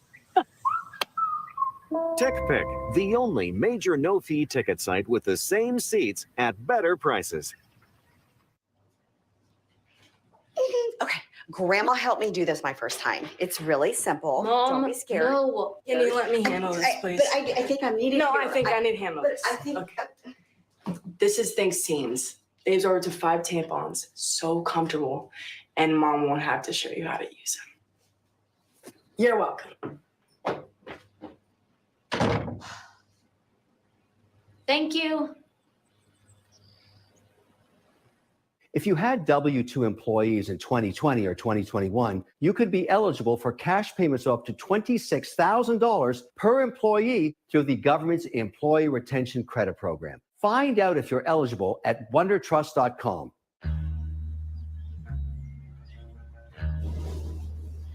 RSV can be a dangerous virus for those 60 and older. It's not just a cold. And if you're 60 or older, you may be at increased risk of hospitalization from this highly contagious virus. Not all dangers come with warning labels. Talk to your pharmacist or doctor about getting vaccinated against RSV today. At Power Sway Chevrolet, you know us and we know you. We know what you want and how to help you save and how to best serve our customers. And you certainly know where we're located. Power Swain Chevrolet, right down the street from Fort Bragg. Yeah, Power Swain off 295 on Bragg Boulevard. Power Swain Chevrolet, just north across from the mall. When it comes to your next vehicle, trust the team you know. At Power Swain Chevrolet. Come work for the Parker Police Department in Parker, Colorado. Money Magazine's #2 place to live in the United States. Parker officers make more than $100,000 a year after 6 years and have a defined pension plan. Patrol officers work a schedule of 410s with more than 25 special assignments available. Take it off. Parker is a Denver metro suburb located 20 miles south of Denver with a small town family feel and unmatched community support for law enforcement.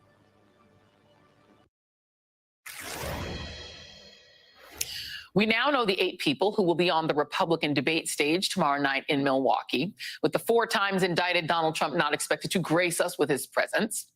This is the first time that the candidates will interact with each other in real time, with everyone fighting to have a breakthrough moment. It is quite a motley crew.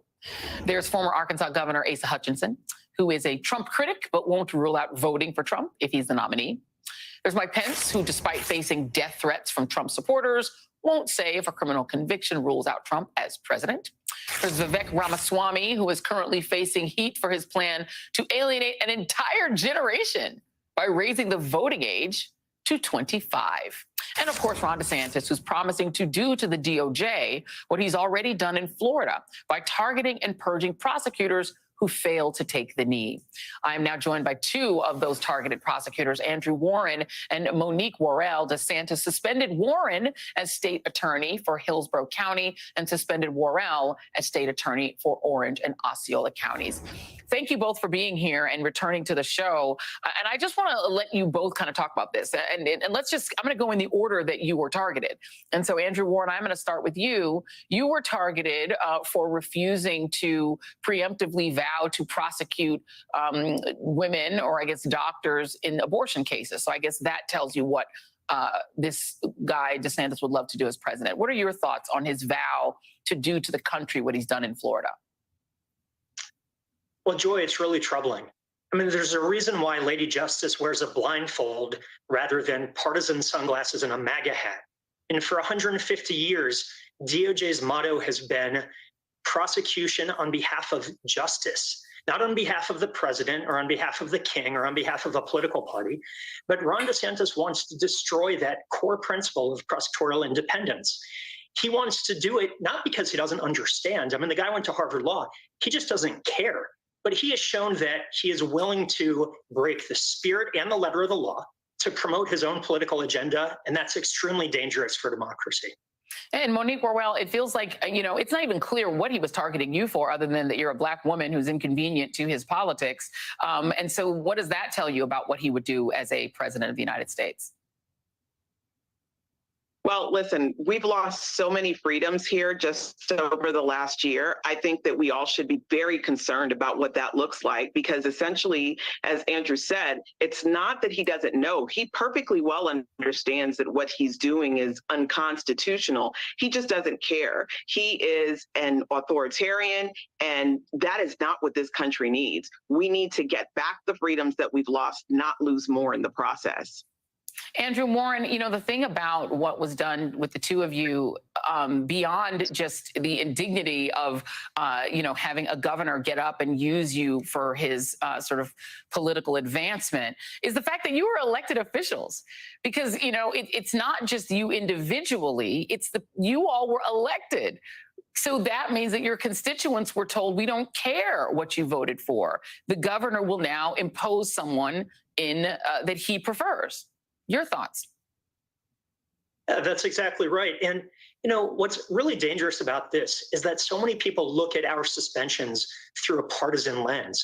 But the reality is it is just as wrong. And by wrong, I mean anti-democratic and un-American for a Republican governor to unlawfully suspend Democratic officials as it would be for a Democratic governor to do it to Republican officials.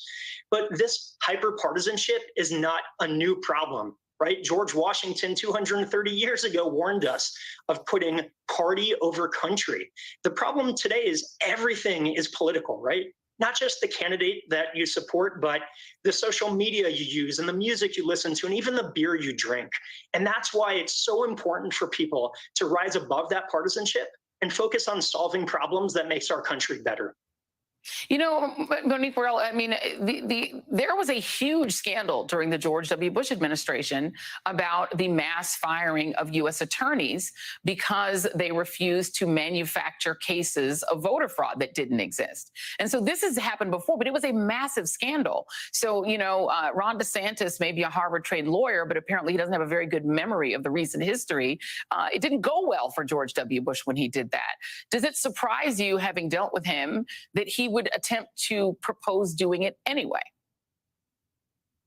No, it doesn't surprise me at all, because what we're living in now is a time where anything goes. The more extreme that you can be, the more popular you can become. Donald Trump made this type of outright bigotry okay. So he's operating under that guise, and there are people in his base who it feeds. So he continues to do it so that he can gain popularity among his base, so that in hopes that if for some reason Donald Trump doesn't end up with the nominee, that he's hoping to be the second. So he has used us as political pawns in what is now a failing presidential campaign. And furthermore, he's targeted Democratic counties for retaliation for not supporting him in his gubernatorial election. And those are the places where he is nullifying the votes of the individuals who placed both Andrew and myself in office. And this is one of the worst attacks on democracy that we've seen. You know, and Andrew Warren, to that very point, I mean, he's using the typical George Soros attack on all of you to do it. And that signals to me that what he would like to do is to have a federal, you know, sort of team of prosecutors that all answer to him as an individual. That is not democracy.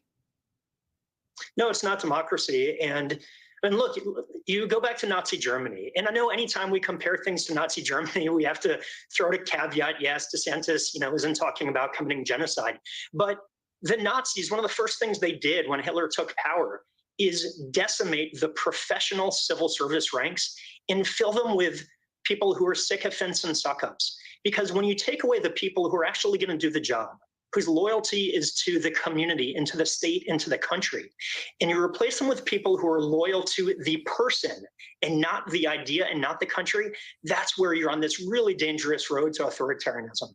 Yeah, and it's no different than what Trump would do. And so the idea that he's some sort of alternative is actually quite laughable when you look at what he did to the two of you and what he's proposing to do to the country. Florida State Attorneys Andrew Warren and Monique Worrell, thank you both very much. And still ahead, the Republican governor of Arkansas follows DeSantis's lead, cracking down on what, well, I guess she says is the dangerous trend of kids learning stuff in school. I will explain after this.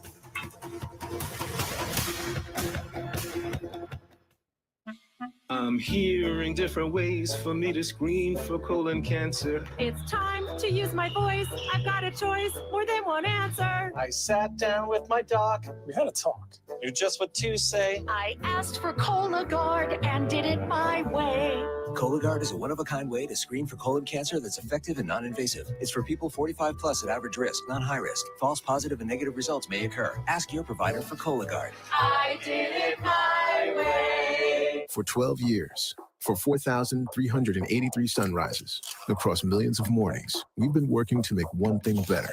This, a science-driven formulation to support whole body, brain, and gut health. Start at drinkag1.com. When the world of business is constantly changing, you need to stay ahead. So what about AI to generate new possibilities? Machine learning to predict what customers will like. Or expand your business by forecasting delivery routes with real-time data. With the most experience in the cloud, imagine how AWS can transform your business. This is not a dryer sheet. EarthBreeze is a new type of laundry detergent that looks like this, dissolves quickly in any wash, and is totally plastic-free. Yep. No plastic jug. Learn more at earthbreeze.com. When I first learned about my Dupuytren's contracture, my physician referred me to a hand specialist. And I'm glad he did, because when I took the tabletop test, I couldn't lay my hand flat anymore. The first hand specialist I saw only offered surgery. So I went to a second hand specialist who also offered non-surgical options, which felt more right for me. So what I'd say to other people with Dupuytren's contracture is this: don't wait. Find a hand specialist trained in non-surgical options today. I found mine at findahandspecialist.com. With Fast Signs, create striking custom visuals that inspire pride district-wide. Fast Signs, make your statement. I had 8 UTIs in 1 year. This inspired me and my partner Spencer to launch Eucora. Eucora makes effective urinary tract health products. It truly works miracles. The peace of mind I've been looking for. Go to eucora.com to learn more. It's time for news about the news. Sling TV has the same news programming you love, starting at $40 a month. It's the same news programming you love, starting at $40 a month. That's what I just said. Right. It's the same news for less, starting at $40 a month. Sling. Hair has always been central to my identity. Once I started taking Nutrafol, I could see my hair get thicker. It's also made my hair stronger. Nutrafol is the #1 dermatologist-recommended hair growth supplement. Start your hair growth journey at Nutrafol.com. At Consumer Cellular, our customer service team is based here in America. America? America. From sea to shining sea.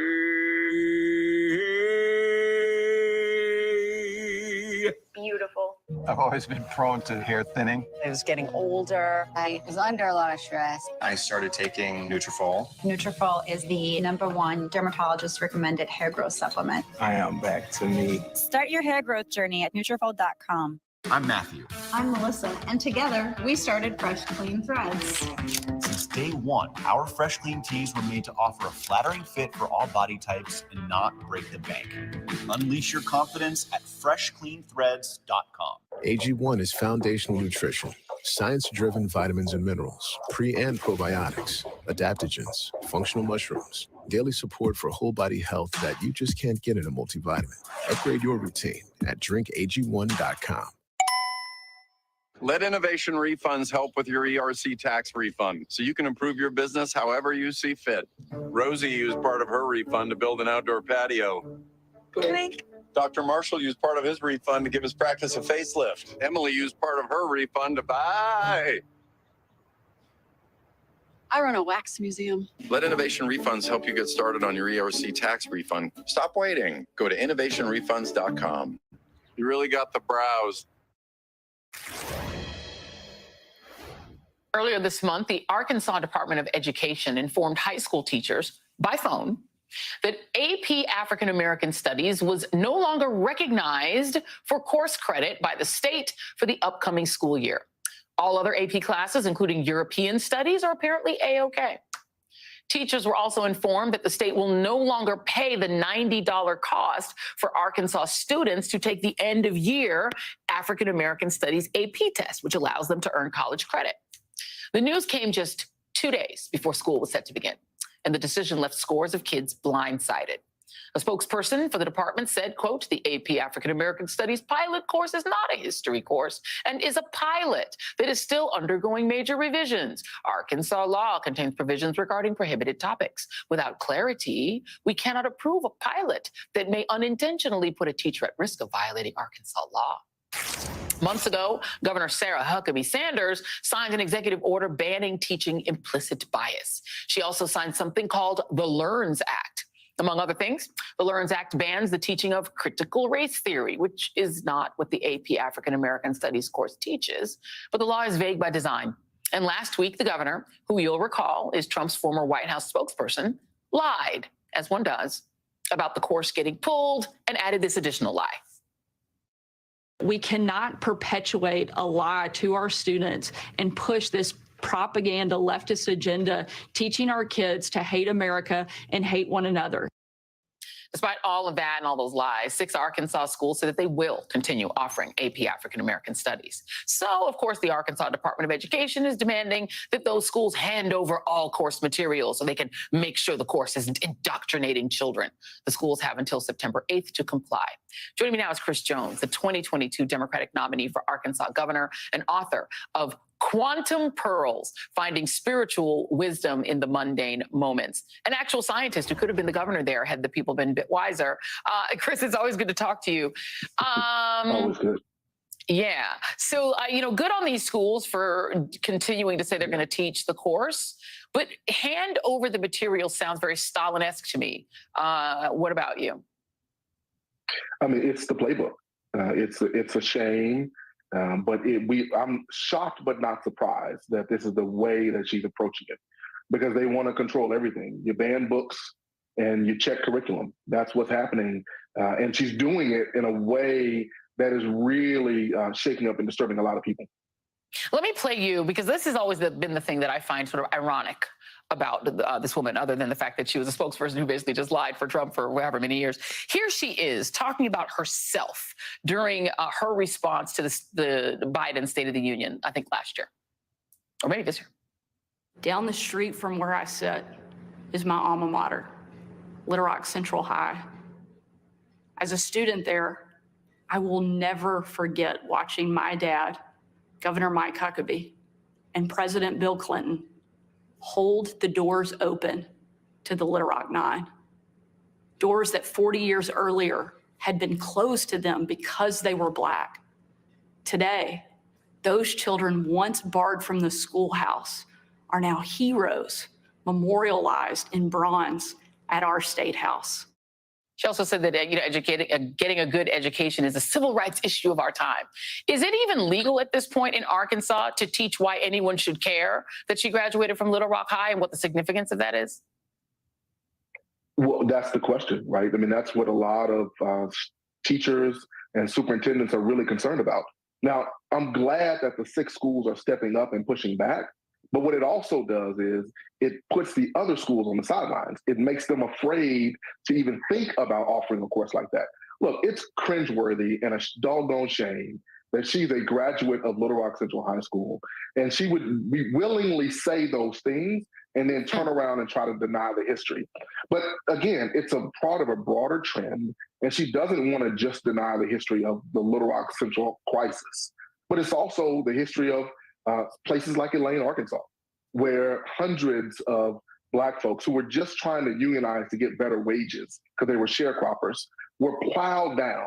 That in 1919. And that's a history that she does not want us to know. Why? Because the more we understand our history, the more we are empowered. And this is really a play to oppress so many folks. But I'm glad that there are a lot of people across the state who are saying, no, not today. It's not happening. And it really starts with a lot of students who are upset, pissed off, and organizing. And by the way, some of the Little Rock Nine, remember, these were kids. They're still alive. This is not ancient history. They have condemned her. Elizabeth Eckford, Terrence Roberts have both said, they attempts to erase history. It's working for the Republican Party. They've seen a boogeyman that's really popular with their supporters.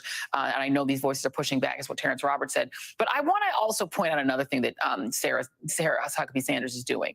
She's trying to erase history because she doesn't want people to know the degradations of enslavement, while she's also signed a bill allowing child labor.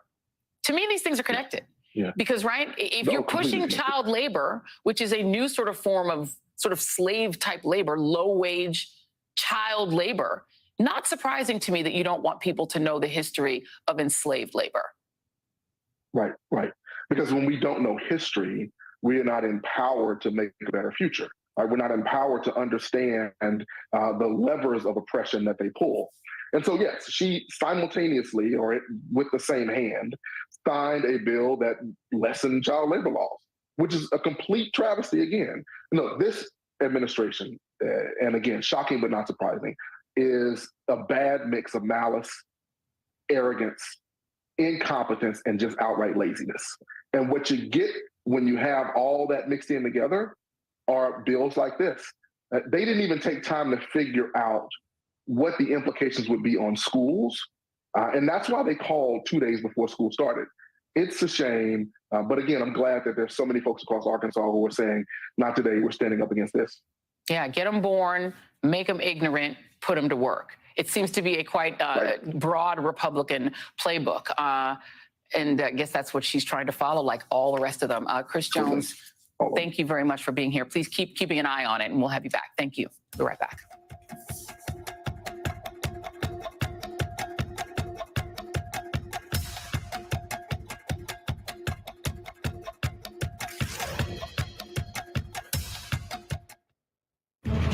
We, the moms who have lost our children to social media harms. We have had enough. Our politicians have failed, working for lobbyists, not us. We need your voice to pass the Kids Online Safety Act this fall. Join us. Join us. Join us. Join us. Let's lead the way.